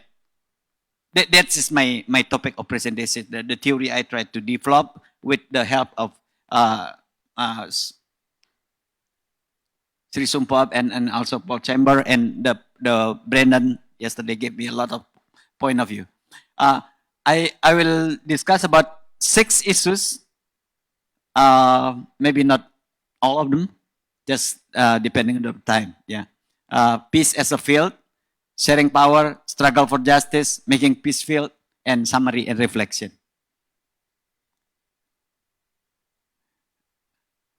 If we're thinking about peace in Southeast Asia, I come to the point, this is yesterday meeting. We had Myanmar, no peace. Deep South, toward negative peace. Aceh, solid negative peace. Papua, fluid negative peace. And Timor-Leste, mostly negative peace. Why is all negative peace? That's question from Brandon. And we spent 2 hours try to come to the point of responding it. And I spent many hours by myself try to respond it to this. Why it is negative peace? From my point of view, because the field of peace in Southeast Asia tilted, directed, trajectory is toward negative peace. And all of the politics, economics, social, cultural, all of them directly or indirectly, concisely or unconcisely moving into this direction. So no peace or negative peace, those are our trajectories so far. And behind that, there's a logic of power sharing. If we want to move from no peace to negative peace is without violence, without coercion, fear of coercion, like that. Behind that is power sharing. It is state and local society interaction. It's kind of elitist in some way, the power sharing. So I try to expand it, but we don't have time maybe. the notion of no peace to negative peace toward the positive peace, like Galtung said, how power sharing and struggle for social justice, like Fraser and Alexel Honnet gave it. The perspective we built is from Biriburdu field theory. Because most of you are practitioner or not academician, I just mentioned some name. Yeah, I will explain it later on. How to see peace as a field? When we see peace as a field, we try to locate it precisely. Where is it? What constitution, institution, rule of law grounded it? What affecting those? Where is social movement located? Where is women? Where is humanity? That's it. Social practices are generated through interaction of agents who are differently disposed, unequally resourced within the bound of specific network, which have game-like structure, which impose divine restraint upon them. This need to be unpacked. That's closely mentioned. And then, who inside those fields? What kind of way of thinking they are coming? Like I heard some of the speaker before us mentioning about the difficulty to come to the serious discussion about Deep South because of the not only point of view is different, but also the actor is changing. It's because of this one. The history of an engine sediment within their body understood as an active and sensuous structure in the form of perceptual and linguistic scheme. The way we see, think, act is shaped by our personal history. So the military, peacemaker, peacebuilder has their own history. And they are grounded in collective history. Usually the peacebuilder, peacemaker never bring this to the table because they thought that the issue is specified by the agenda of the meeting. No. People has history, people has culture. So we need to expand it. As a field, we need to see it through. Okay. So who you brought to the table, like a speaker before mentioning, will matter. Whether it will make the peace or it dilute it. Who will you not bring to the table matters also. Because they can stab from the back the processes and dilute the direction to the different arena. Peace is fluid. It's contingential. And each field, I come to the second point, which is what field affecting peace? Power. It's called meta field. It's affect everything. Second, economy. The way we thinking material. The third is culture. All of those three other fields affecting processes of making in peace building. So it is not isolated autonomous thing. Now I come to the third point, the need to understand it from the power sharing. Because I mentioned about, okay, first we need to see field. Second, we need to see power sharing. How central and local government, how Bangkok related to Deep South related. How Aceh and Papua related to this Jakarta. Those are called power sharing. Yeah. There are two broad power sharing. One, which is constitutionalism, basically try to respect the distinct character of each area. Like Aceh, Muslim majority, Papua, totally different, with resource and down. Deep South is different too. So,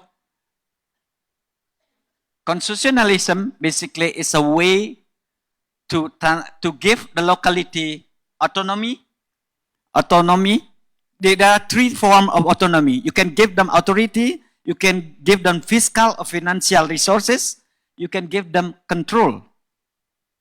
Sometimes central government playing with these three. They give first authority, they give them money, but they put them in jail because of wrongdoing of something. So, Indonesian cases sometimes having that. The case of Aceh, tomorrow I will mention, several governors put in jail because of, can you call it peace? No, from my perspective. It's still negative peace, not positive one. Democratic power sharing basically need the majority segment and represent the post for the future stability. Let me continue by point.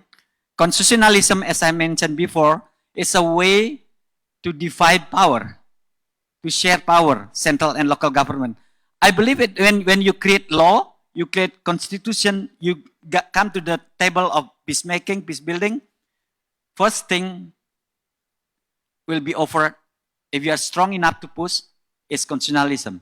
I will respect whatever your condition is, and I will give your right financially, economically, and also politically under this kind of arrangement.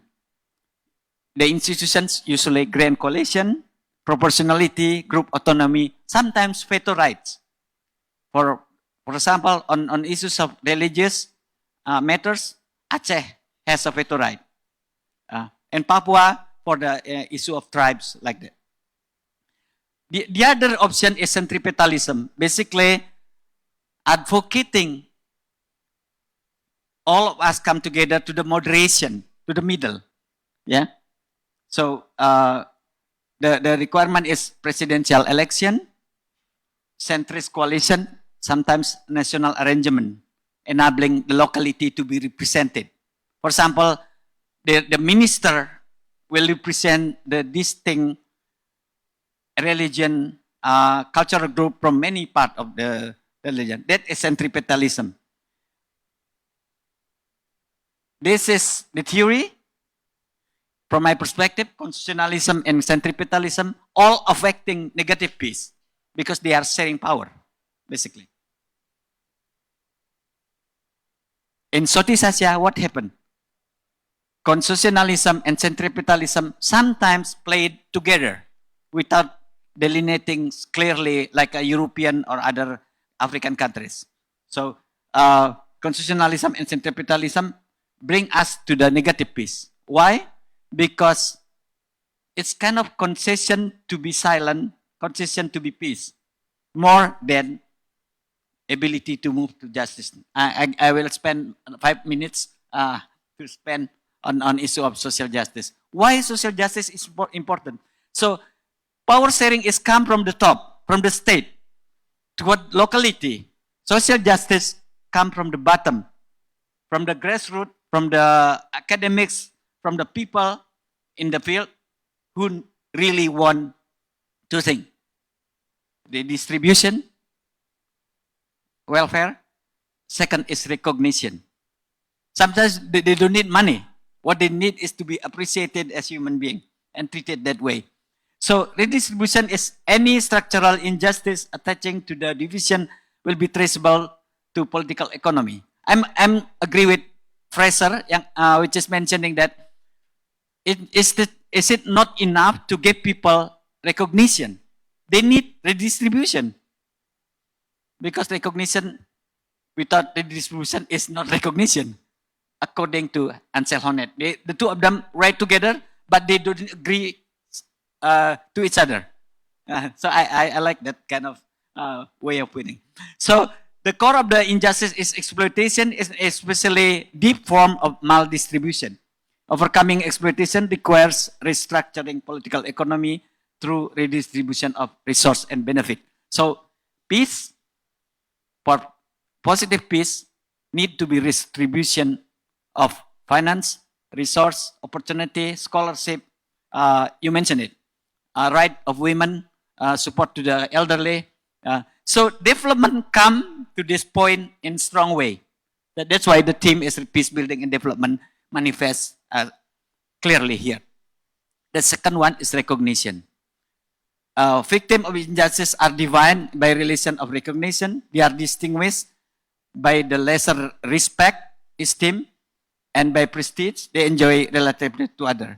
Sometimes jokes, sometimes meme, sometimes representation of the politician which is done well trained enough on understanding recognition. Two-dimensional recognition and redistribution are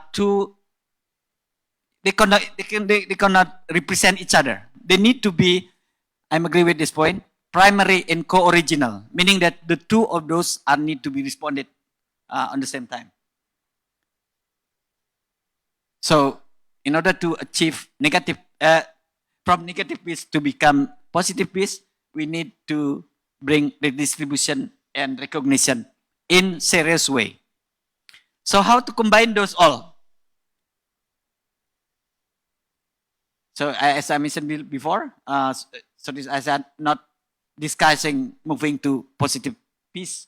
So our agenda now, how to move from no to peace to negative, from negative toward positive peace. So, because my job is try to build a theory for so we come to the idea that okay, field theory is basically combining power sharing and social justice in the framework of enabling those two come together sequentially, shaping the negative piece, transforming negative piece to become positive piece, and by doing that, appreciating history and institution exist there, and on the same time enabling people to speak up their mind freely through media and through other expression.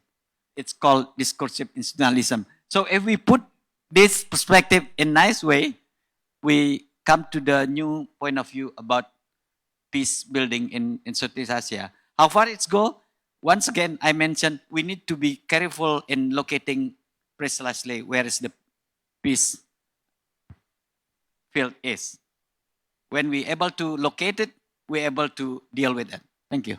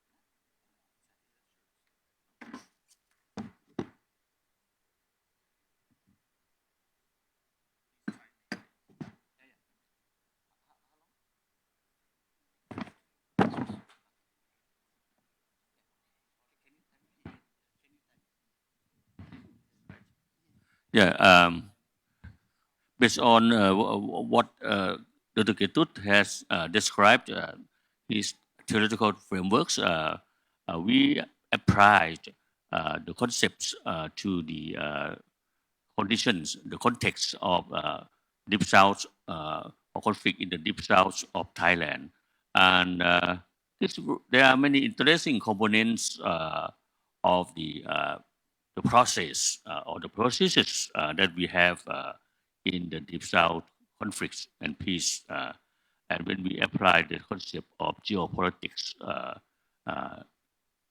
it's challenging to understand approaching power of outside power, like the issue about the mega project, about the mega project in the deep south, industrial projects, land bridge, southern economic corridors, whatsoever. These are the backup. The project has been backed up by the China's funds. This part of the Chinese expanding power in the deep south. Not yet finished, but it's still going on.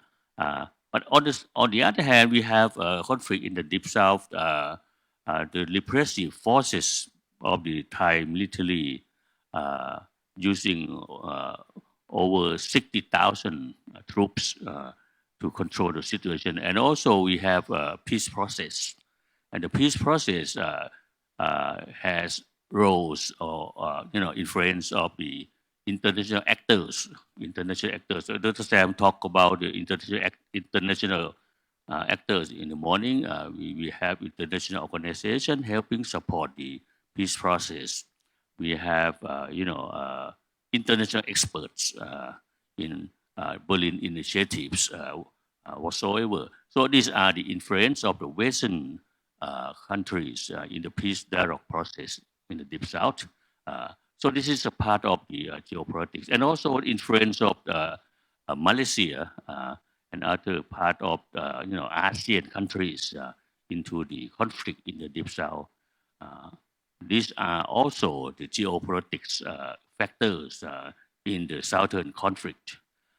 And we also have the issue, the root cause issue about legitimacy in the Deep South. There are many academics talking about the lack of legitimacy in the Deep South Thailand, leading to the violent conflict for over years. That can Macau talk about the legitimacy deficits, and so on. And finally, the competence about justice, the issue about justice. Paul talked about Takbai issue still going on. So these are the challenging components of the southern conflict. I think that to make the presentation shorter or precise, I will give John Paul to explain it in some more specific process.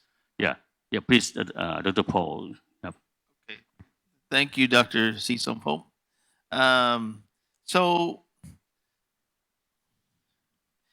just to add and develop more from what Dr. Sisompo has stated. First of all, we are applying the conceptual framework that Dr.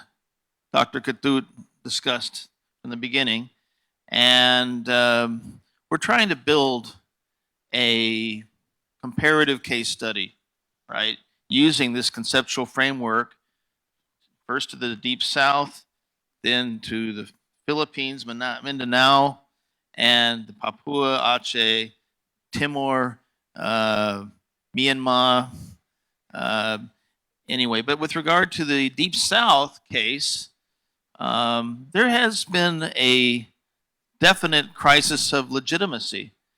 And then we've talked about that. Many authors have talked about that for years and years. Duncan McCargo, for one. Surin Pitsawan, also. Juan Kadir Cheman, Ibrahim Sagri.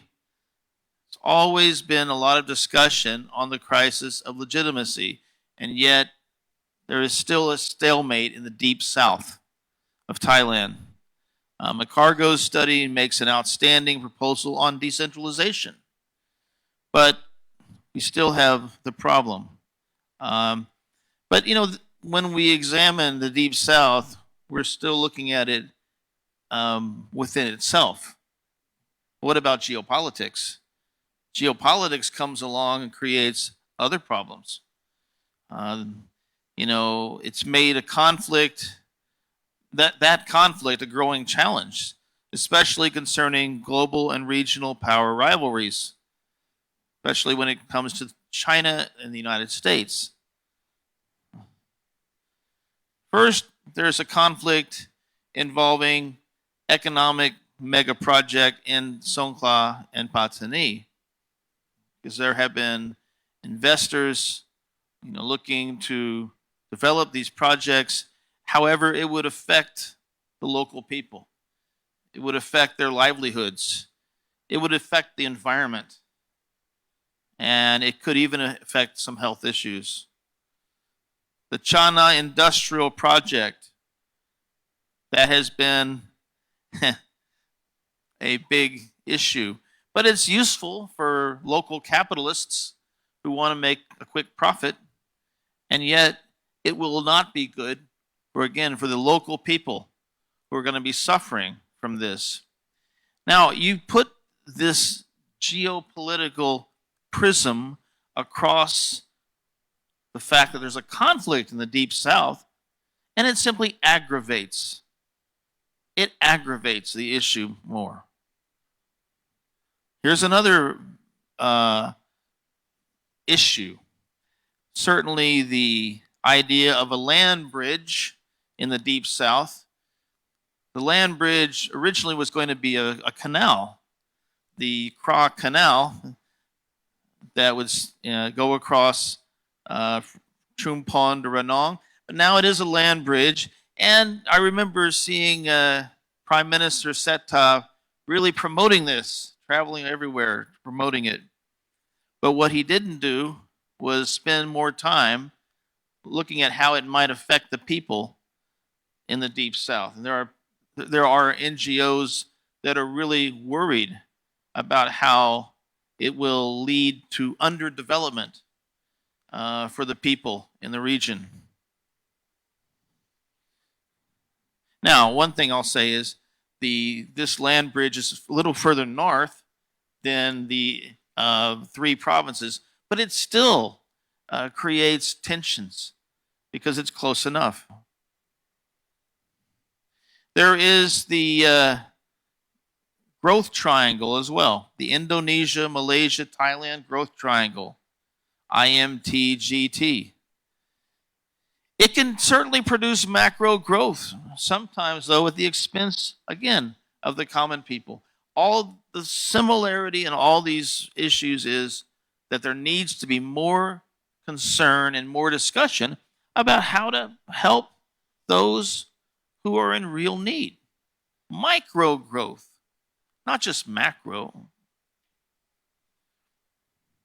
Meanwhile, as Dr. Cecil pointed out, since even before 2004, in over 20 years of conflict in the Deep South, the Thai government has used coercive power, has used brute force, deploying 60,000 troops now, spending over 500,000 million Thai baht to resolve the violent conflict. In the Deep South peace dialogue process, the so-called Berlin Initiative in 2019, it does include experts from the UK, Germany, Norway, and Switzerland in the process. Okay, this is a positive, I would say, we would think a positive part of geopolitics in the sense that there are some international concerns interested in reducing the violence. Okay. Western powers possess some, if not all, stakes, though, in the peace process, while the elected civilian government of the Pheu Thai Party seems ready to make a deal with Thailand's military establishment, trying to support only an economic solution. Okay, so that's a big problem. And it kind of harks back to what Surin Pitsuwan once talked about, Bangkok knows best, right? And we're going to solve the problem, just bring in the economic solution and the people don't have a problem. Well, it's a little more difficult than that, okay? And just by throwing investments into the Deep South or South, that's seems like a panacea, pie in the sky, but it's not going to resolve things. There has to be more developed efforts.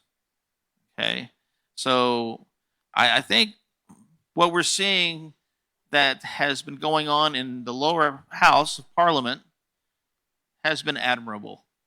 You see the People's Party, the former Move Forward Party, really working hard to achieve some reforms and changes in the Deep South, despite all of these geopolitical, economic interests that are going on. Instrumental forms of legitimacy developed by responding to citizens' needs solidify peace despite the pace of or with the help of geopolitics. But the power sharing models have become a critical path to resolution of the southern conflict. Okay, power sharing could be the answer. Recent trends in the crisis consider geopolitics, legitimacy crisis, issues of social justice, and peace building. We still have a question, though. How does, the geographical construct of Thailand's Deep South, which needs legitimacy based upon peace building, social justice, cope with the challenges of geopolitics in Southeast Asia? That's kind of what we're really basing our thoughts on here. It's a geographical construct, the Deep South. It needs legitimacy. And what is that legitimacy based on? Careful peace building, or as the last speaker said, peacemaking, even social justice, okay, as well. But there needs to be a coping with the challenges of geopolitics as well. And our argument then, based upon the framework that Dr. Katut talked about earlier, a framework which considers peace building, legitimacy, and social justice, we're trying to argue here that geopolitical intrusions into Thailand's deep south, like this economic investment intrusions, have created more challenges to resolving the conflict there. So in other words, geopolitics aggravates the already seething issues that are in the deep south. Sorry for this small font. Theoretical framework then, legitimacy crisis, social injustice, peace building, as aggravated by geopolitics, geopolitical intrusions stymie any resolution to peace building unless those interventions involve assistance in the peace building efforts. So, what I'm saying here is that where these European countries have been trying to work in this Berlin dialogue, that's great. That's fine. It's the foreign interests that are only interested in profits that are not useful. Once geopolitics can become a non-issue in the Deep South, well, or a lesser issue, whenever that is, resolution of the Deep South problem can be looked at more carefully. And so then we can examine some stuff that Dr. Katut talked about, such as consociationalism. Okay? That would be one answer. Consociationalism. And consociationalism for the Deep South could involve an autonomous region, right? And that's been thought out for many years, but we're still looking for that possibility. Another idea is centripetalism. And centripetalism also has been thought out. Centripetalism could involve governors' elections, okay, in the Deep South. Centripetalism can be involved with, let's say, for example, bringing different ethnicities into one party, political party. Okay, we do have an example now of the Prachachat party, but I think really when it comes down to it, what we've always talked about into the solutions, possible solutions in the Deep South, it's either going to be some sort of autonomous region or governor's elections. Otherwise, the status quo? No. And there's not going to be secession, clearly. So it's somewhere it's going to be something in the middle, we assume. Okay, thanks. Thank you. Okay.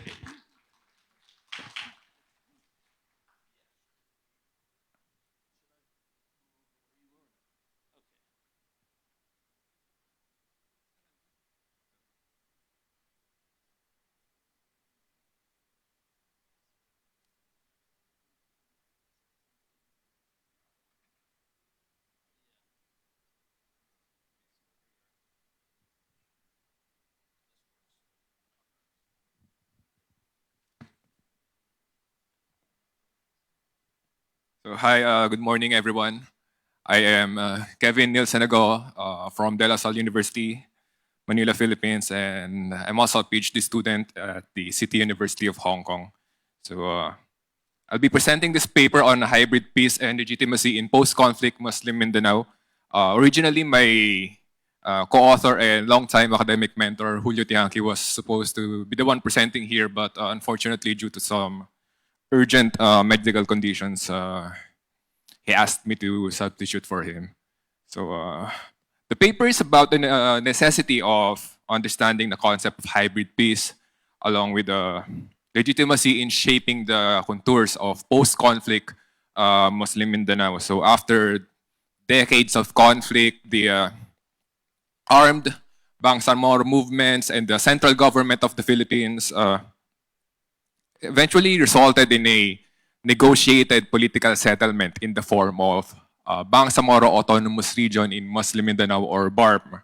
So nonetheless, BARM remains in a state of flux. So former revolutionary forces who were the major players in the peace process were empowered during the post-conflict process. On the other hand, we have the traditional political clans who are unfamiliar with the new electoral setting, in particular the parliamentary setup in the BARM. So both of these camps are sensitive and wary about the amount of power and authority that they are willing to retain or give up under this re-engineered autonomous political setting in the region.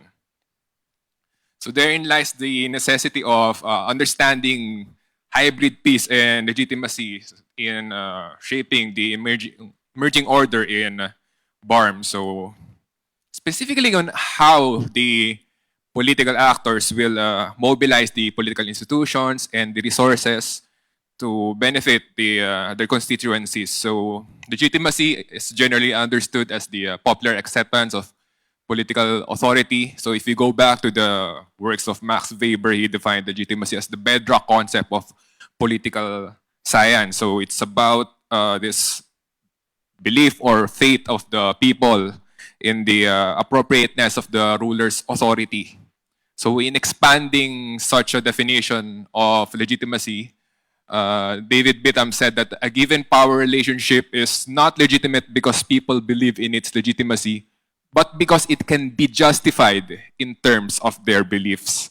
So this means that legitimacy does not necessarily decline because the beliefs of the people have changed. So it's instead the legitimacy of a ruler may decline due to his or her increasing inability to meet expectations based on those beliefs. So in simpler words, legitimacy is not based simply on a system of beliefs, but on the congruence between those beliefs and the actions or lack thereof of the political authorities. So how does this relate to peace building, state building, and democracy building? As argued by Arnold, a peace process will not thrive unless it is able to generate a critical mass of domestic legitimacy.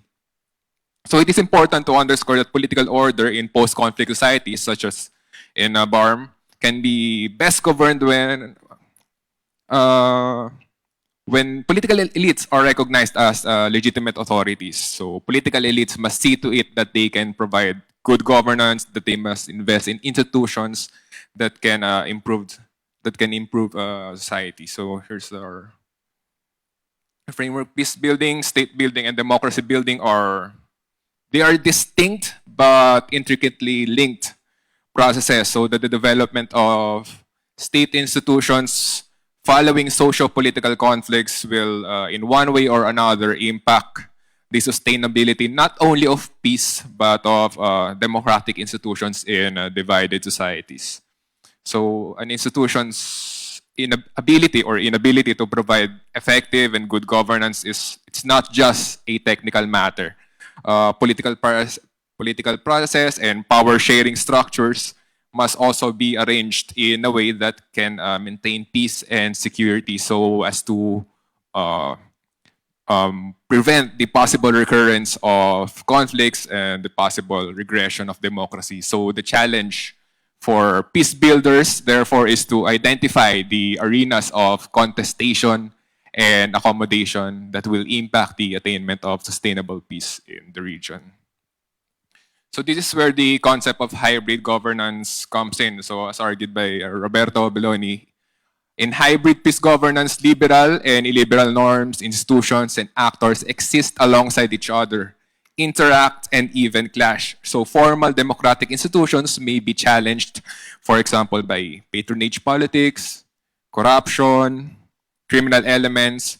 The efforts of local civil society organizations may not be fully recognized or appreciated by the citizens. Violence may persist.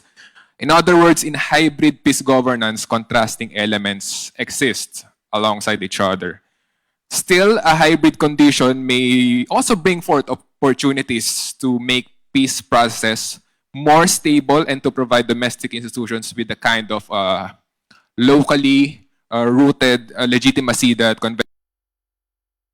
Peacebuilding has been unable to provide. So as also argued by Anna Harstad and Roberto Belloni, this concept of hybrid governance is more than simply a repackaging of the failures of and limitations building. Instead, it is an acknowledgement of the political realities on the ground and making the best possible means to effectuate peace despite such realities. So the concept of hybrid peace governance is relevant to the case of BARM because of the historical and political realities in the region. So the Bangsamoro struggle for self-determination began as an aspiration for secession from the post-colonial Republic of the Philippines. It is anchored in this belief of the Bangsamoro peoples of their claimed history of independent statehood before or during the pre-colonial period. So this discourse on self-determination morphed into an armed struggle and then against the central government of the Philippines. So warfare and peace processes eventually led to eventually transformed this discourse. So from attempting to secede and then going into armed conflicts against the central government, the peace process eventually paved the way for autonomous regions. So the first of which was the ARMM, Autonomous Region in Muslim Mindanao, which was established in 1990. However, the ARMM performed poorly as an instrument of human development. So regional autonomy failed to produce the expected outcomes. It is also argued that there was really no autonomy in ARMM because the former leaders of ARMM had to rely on patronage politics. They had to seek and maintain ties with national political leaders, with national political parties. So there was really no autonomy in autonomous region in Muslim Mindanao. And these are some of the other major peace agreements between the armed movements and the central government. But under the administration of Rodrigo Duterte, the first Philippine president from Mindanao, the Bangsamoro Organic Law was signed into law in July 2018. So the Organic Law officially replaced ARM with the Bangsamoro Autonomous Region in Muslim Mindanao, or BARM. So the BARM duly respects both the Bangsamoro people's right to self-determination and the constitutional sovereignty of the Republic of the Philippines. So a major innovation in the BARM is its parliamentary system within the country's long-established presidential form of government. So the institution of parliamentary system was actually proposed by the Islamic Liberation Front during the peace process. So they regard it as an offshoot of the Islamic tradition of shura, or consensus building. It is also argued that it is more conducive to developing programmatic and issue-based parties. So through a parliamentary system, it is envisioned that governance will no longer be only for those who want power or who know how to win elections. Instead, those who may not have the resources but have principled platforms can become leaders and public servants. So one may also argue that the BARM offers a front row seat for post-conflict societies who want to also shift to a parliamentary system, to party building, front row seat to party building. More broadly, the BARM offers a potential proof of concept for the viability of reform for the entire Philippines, because there's also discussions for charter change in the Philippines. However, political party development and the development of parliamentary system in general is under serious threat. So among the challenges that shape party development and parliamentary system development in the BARM include the following: patron-client relations. As I mentioned, this was very evident during the ARMM. So the ARM leaders had to rely on patronage politics, warlordism, political dynasties, which I will discuss in the next few slides. Clan wars, usually due to land or political disputes, and religious extremism. So despite such development in BARM continues, and rightfully so, the former revolutionary forces and traditional political clans have established their own political parties in anticipation of future elections in BARM. So this is that is Murad Ibrahim, the one standing. So the MILF, which served as the primary actor in the peace process that paved the way for BARM, has been governing the Bangsamoro Transition Authority since 2019. And given their intent to be formally elected to participate in future BARM elections, they also organized the UBJP, or the United Bangsamoro Justice Party, to contest the 2025 BARM elections. So they want to win elections rather than seek patronage. So these are some of the parties established by former revolutionary forces. The MILF established the UBJP, as I mentioned. So basically, their establishment of the UBJP is an illustrative demonstration of a lesson learned from the ARMM experience. So at that time, the MNLF was leading the ARMM. They did not organize their own party, and they had to rely to patronage. So they learned that lesson, and now they organize their own party. Other parties include the Bangsamoro Party, or BAPA, identified with the Muslimin Sema faction of MNLF, and the Mahardika, the political party associated with the Nur Miswari faction of the MNLF. Clan politics is prevalent throughout the Philippines. In BARM also, the traditional political clans are aware that they might lose their power under the post-conflict setting. So they also organized their own party. So Al-Ittihad is affiliated with the Manggoda Datus. The SIAPs affiliated with the Adyong clan of Lanao. Salam is affiliated with Sakurtan of Sulu. Bangsamoro People's Party affiliated with former ARMM Governor Mujib Hataman, and PBP affiliated with the Arbison and Loong. Other parties include the IPDP, which aims to represent the non-Moro indigenous peoples, and the Riot Democratic Party associated with Jose Lorena, who's an activist, technocrat, and peace advocate. So it is undeniable that political violence has long been a defining feature, not only in Muslim Mindanao, but in Philippine politics in general. So this makes the development of programmatic and issue-based parties in BARM all the more crucial. So parties should be used not only in partaking in election, but also in diminishing the extent of violence. So ballots instead of bullets. And a while ago, one of our keynote speakers mentioned this. So Sulu declared that the Supreme Court of the Philippines declared that Sulu is not part of the BARM. So what does this mean for Sulu and the BARM? This will have an impact on the national budget. More importantly, this will have an impact on the upcoming 2025 BARM elections, because Sulu is a stronghold of the MNLF, and Sakurtan was seen as a frontrunner for the chief minister position. So nonetheless, what is important is for lasting peace and effective governance to be instituted in the region. So this makes the concept of hybrid peace governance and legitimacy timely and relevant to the BARM's case. So hybrid peace governance acknowledges the political realities on the ground. So in hybrid peace governance, it's this condition in which both liberal and illiberal elements coexist simultaneously. So peace building, democracy building, state building will depend on the accommodations and contestations of the former rebels and clans. So this is the most likely outcome of the 2025 BARM election, which will be held next year in May.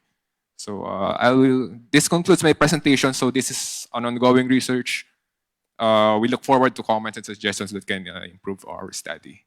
Thank you and good morning again.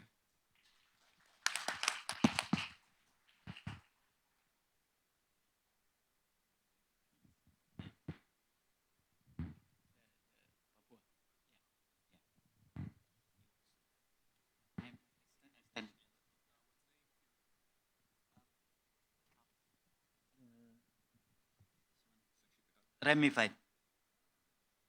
Ramified is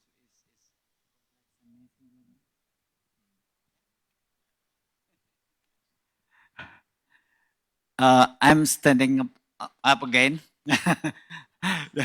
because I can see it more clearly from far away using my glasses. So the title I select for Case of Papua is Ramified Peace Field, Mixed Power Sharing and Struggle for Social Justice. The word ramified, from my understanding, is making everything complex, drifted into the area of unknown, and problems which is supposed to be solved become added more to another problem. That is Papua. And then how we deal with Papua, which is so important for geopolitics, for Papua is kind of crown and glory of Indonesian way of solving ethnic, religious, and minority issues. So it's so important. I give you one example why ramified peace is in Papua. If you ask me, what happened in Papua now? We have three issues. One is regarding food security. Second, regarding to the release of kidnapped New Zealand pilot. And the last one is about soon new president will be inaugurated. And what is his position to Papua? That's also another issues. Three of these issues can become ramified, complex, unsolved, and creating new problems. I can discuss one by one, but I don't have time. What I mean is that Papua has expanding its peace field into the territory beyond itself, into Pacific, into Africa, into United Nations also. So our diplomat try to put that on perspective by putting what is the real issues and solve it diplomatically. Because if you ask whether Papua Christian violence is still endemic there, it's small scale. So the other playing field is now diplomacy. So that's why I'm glad that some of our diplomat is here, so we can discuss more. Oh, you help me. Yes. If you don't like my presentation, just watch the art. Because yeah, there are 6 topics I discuss. I will be quick. So if you ask me what kind of region is Papua, it's special region because it is given autonomy to manage its own resources, financially, authority-wise, and also control.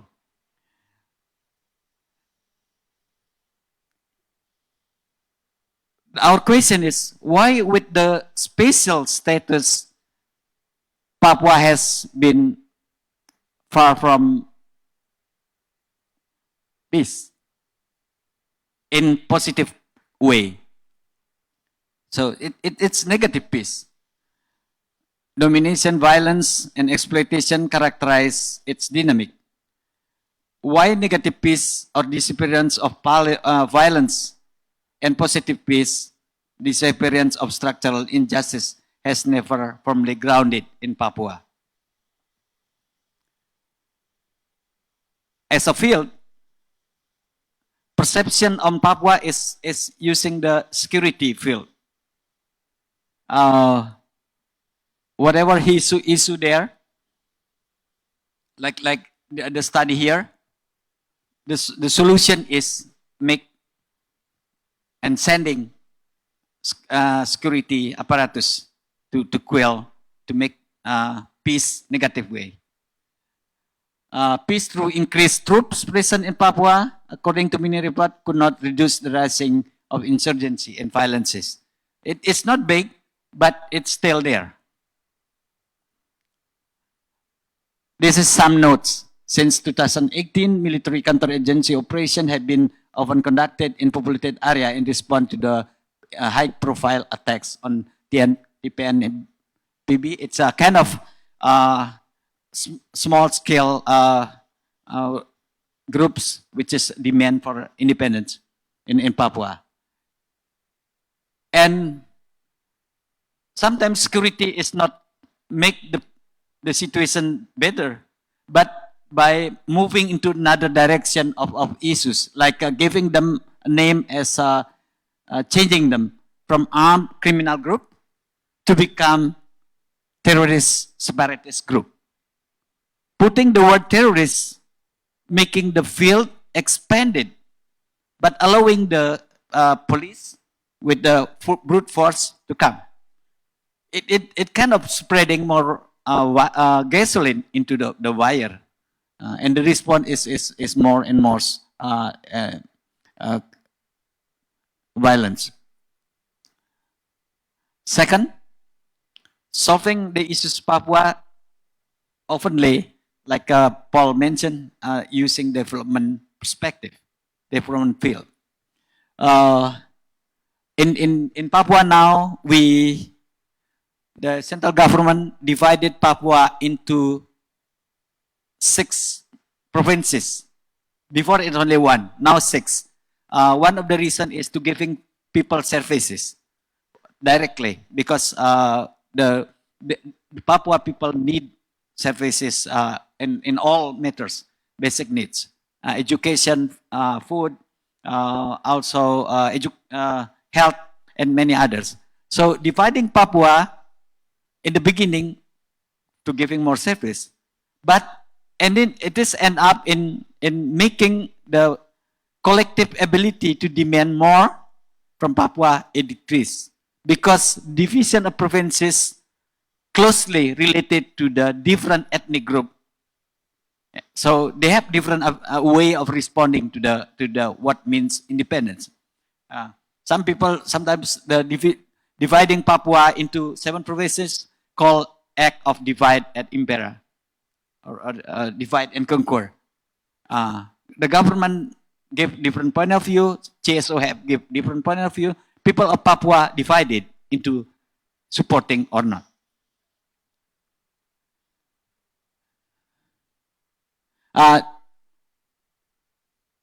This is another development. Now we come to, I will be quick. One is that the mixed power sharing. How is central government allocate significant amount of resources to Papua? For example, close to 70% of oil and also natural resources given to Papua. And they will have authority also to manage it. The problem is sometimes the regulation to manage that is never clearly detailed made. New law the government made, which is omnibus law, the law of preparing new job for the people of Indonesia, that law now decentralization process in 1998. So that's creating a big question also. Like I mentioned before, the power sharing, which is supposed to be constitutionalism, now moving into centripetalism and moving into centralization more and more.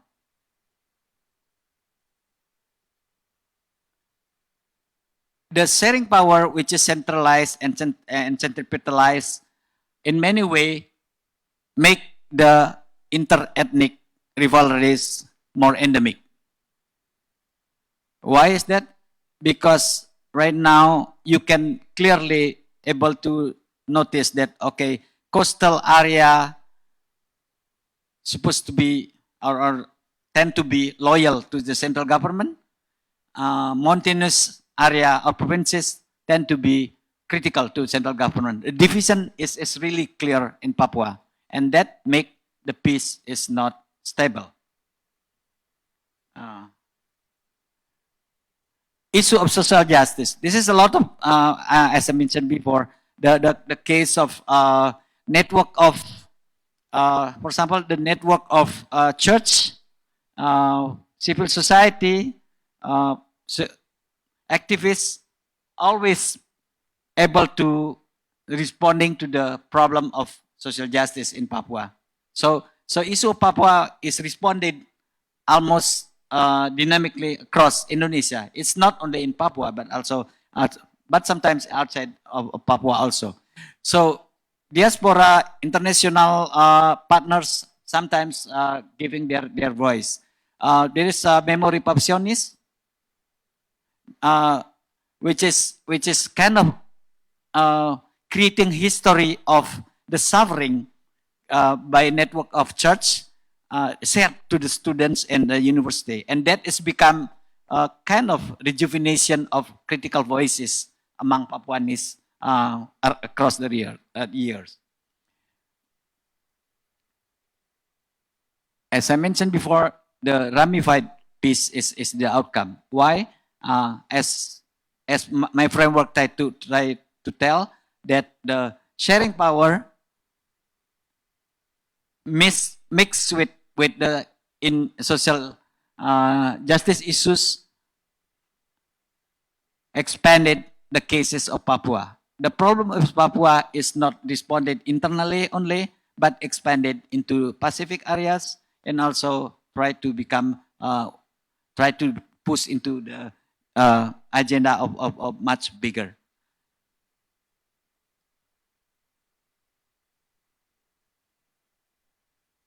I think I should stop because we to allow our discussion. So, thank you.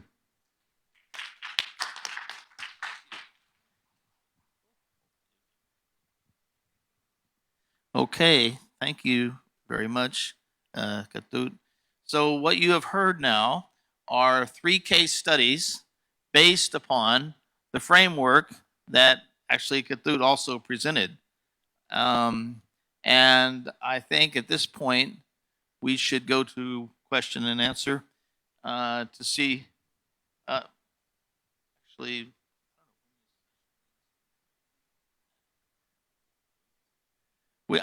yeah, Q&A, okay. We still have time, okay.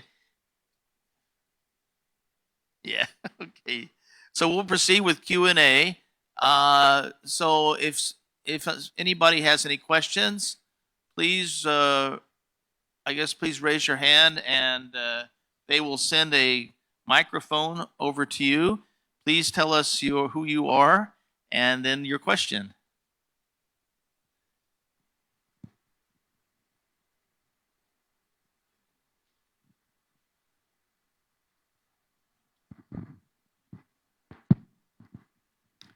Hello, everyone. Good morning, or now afternoon already. Assalamualaikum. I am Anna. I'm with Mefaluang University and also alumni from Social Science RS1 University. My question actually goes to Pak Ketut. Thank you very much for sharing the ideas, Pak Ketut. Speaking of Papua case, and when you actually brought this idea of emphasizing the social justice, I mean, in regard to power sharing, I guess, especially in Southeast Asian cases, when it comes to peace building effort, that's pretty much something that were a focus. However, when it comes to social justice, and in this particular case to Papua's community, you mentioned about the ethnicity, the minority here in the context of religion in Indonesia as well. What is your suggestion or thoughts when it comes to the national concept of what we have in in Indonesia as well, where sometimes we often glorify the fact that we're diversity in unity, right? But then our nationalism's identity somehow still, if we look into a deeper context here in Papua, the minority remain minority and also in the periphery. So then the social justice here, as you argue, also still in a struggle to reach that justice itself. I was just wondering about, do you think Papua as a minority ethnic in the context of Indonesia will be somehow get their recognition from the aspect of social justice if they are willing to be assimilated, to be, I mean, if you think of like more Indonesian as we per se, because then our history has proved that there are hundreds of ethnic groups in Indonesia whom somehow did not have the same problem as Papua have, right? So I was just wondering if you think this kind of like approach will also might work in the context of Papua. Thank you.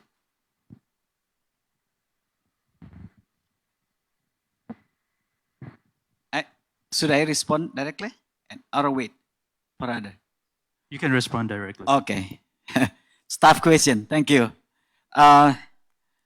Two issues basically. One is that whether assimilation cure, because assimilation is basically centripetalism way of solving the problem by bringing everybody to the middle, moderation, and respecting minority, but as a part of the bigger nation. And second issue, I try to push it further. How about minority in Papua, the Muslim and the settler or the migrants? How should we treat them? I think Indonesia is kind of mature to discuss these issues openly. We can say it in public, and we can debate it. Civil society can advocate it, and that's good thing from my perspective. That's don't need assimilation, because maturity of Indonesia to respect the distinct identity and of minority is there. Yeah, and Papua itself, like for example regarding the flag, that is one of the contentious one. Aceh was given a chance to show their and hail their flag in the beginning, but it's complicated after that. Yeah, because as Kamaruzaman Askandar mentioning that case of peace of Aceh is it's so open, so broad, not specify in detail like Moro. Sometimes that's the way Indonesians solve the problem. So assimilation is assimilation is cure? I don't think so, because right now people really want recognition because of their identity is so matter. And what is the better way to see it? By understanding that respect and recognition as a majority grounded in democracy. So if identity of some like the same like Aceh and Papua, can Papuanese able to respect also minority there? Like is Balinese, which is Balinese become majority in Bali, able to respect to whoever come to Bali, or they just want to be treated okay as a minority in the context of Indonesia, but they didn't want to be treated as a majority in their hometown. So what does it mean, recognition, from my perspective? Recognition means to appreciate your identity, your roots, your history, grounded in democracy. meaning that you should treat other people in the same way. Yeah. And violence is there's no place for replacing this demand on recognition. The problem with why dividing Papua into 6 provinces is problematic right now, because the identity, competition, and rivalry manifest into politics. So identity now come to the formal electoral division, and dividing people along that way harness the dormant conflict already there. Before it is just so we Indonesia has so many, what you call it, good path to solve problem in Papua, but never seriously push it further, because there is politics behind that, there is economy behind that, there is a consideration of you name it, geopolitics sometimes, because yeah, the exploitation of natural resources in Papua are so significant. The need of creating a new food security by transforming forests into like the rice field, and then bringing settler, that will creating what you call it, demographic imbalance that scare Papuans, because when the settler come and their number is become majority, and then political processes is totally based on majority, recognition issues is not there. I give you one example. Every time I took Garuda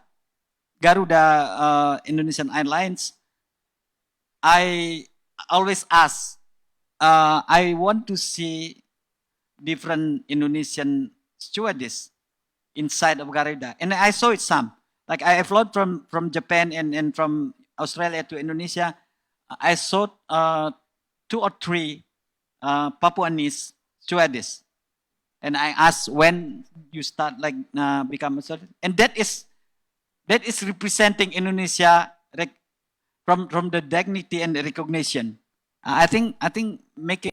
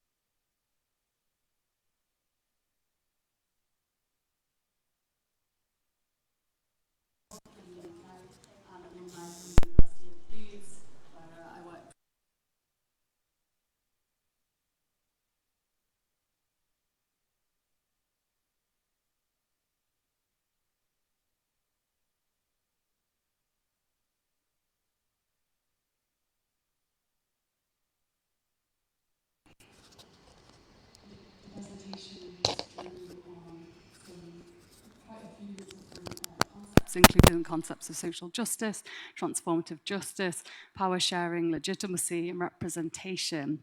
And my question was really about what the role of gender is in that, and the role of women in peace building, concepts of intersectionality, where we've got concepts like gender, disability.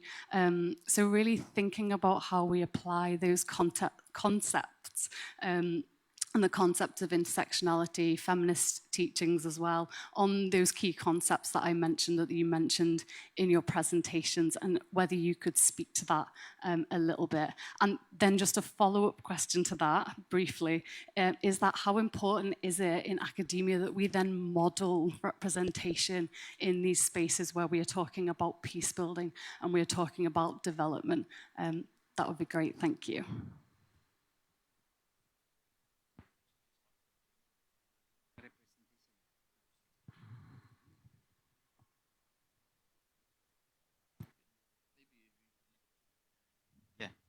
What's your name? Yeah, from York, yeah, University. It's because of relating to theory, they asked me to respond. What is the role of gender, particularly the perspective in intersectionality? Yeah, uh, I'm basically the way I'm seeing the debate between Nancy Fraser and Axel Honneth from Frankfurt School, grounded in the issues of women, gender, and new way of seeing representation. So gender, in terms of their diversified form, yeah, particularly, yeah, yeah, and at the breakfast, yeah, we discuss about how we can see the issues of intersectionality and how we should put this perspective from the perspective of global south. That's another way of seeing it. Why recognition and also redistribution need to be seen from the eyes of the beholder, of people at the local level, at the grassroots. It's just the way of seeing issues from the women perspective with their intersectionality situation. So for whoever are not familiar with the concept of intersectionality of gender issues, is basically avoiding to understand women from the perspective which is we see as a like a unified way of seeing it, homogen, but basically that homogen and unified may be representing certain class, Western point of view, certain historical background. So the difficulty thing about how to make our point of view about this peace building and also sharing power and social justice come to the surface is that we try to mix between the design, national design, and the complexity and the liberation, emancipation from people at the variety of social and historical situation. So how to bring them together is the hybrid is just putting everything because they are in real way, or should we rethinking about understanding in more in the perspective of women and gender by questioning always critically whatever we put on the table, whether we do fair from the perspective of people who have no power. So when I mentioned about the case of Papua and tomorrow about a case of Aceh, I will, most of my perspective is basically try to emancipate people there in Papua and Aceh.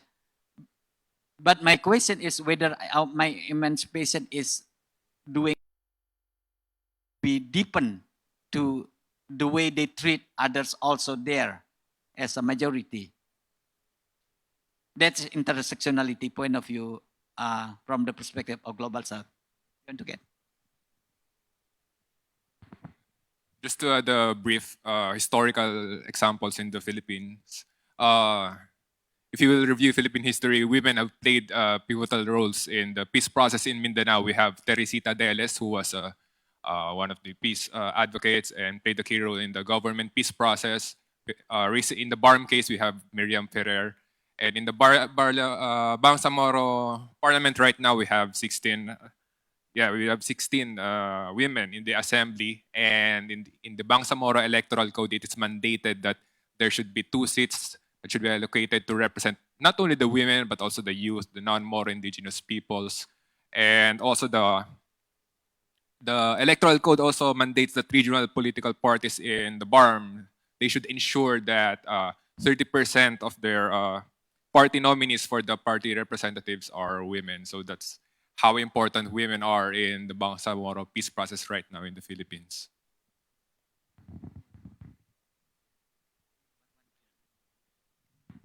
I want to add one more example. For example, on the debate whether we allow the central government to determine the fate of people at the locality, or local people has their own way of solving the problem of peace and give them a chance to follow them. My point is that yes, if we allow the local people, they should be grounded in democracy. Otherwise, patriarchy, domination could happen at local level, because no place is immune from injustice. That's why injustice is, from my perspective, really important. So no blank check. Okay, so tomorrow will be the second part of this panel, and we will have Aceh, we will have Myanmar, and we will have Timor-Leste tomorrow. So thank you very much. So thank you very much to our principal panelists. So before we proceed to the lunch, the main event of the day, could we please have one group photos? Everyone please stay where you are, but the panelists, could you please stand here facing the stage? May I invite Prof. Brandon, the principal panelist for tomorrow? And then we have Ms. Lin in the back, and then Prof. Kamruzaman, could you please? The keynote speakers. Just stand here and then facing the stage, Yep, facing the stage.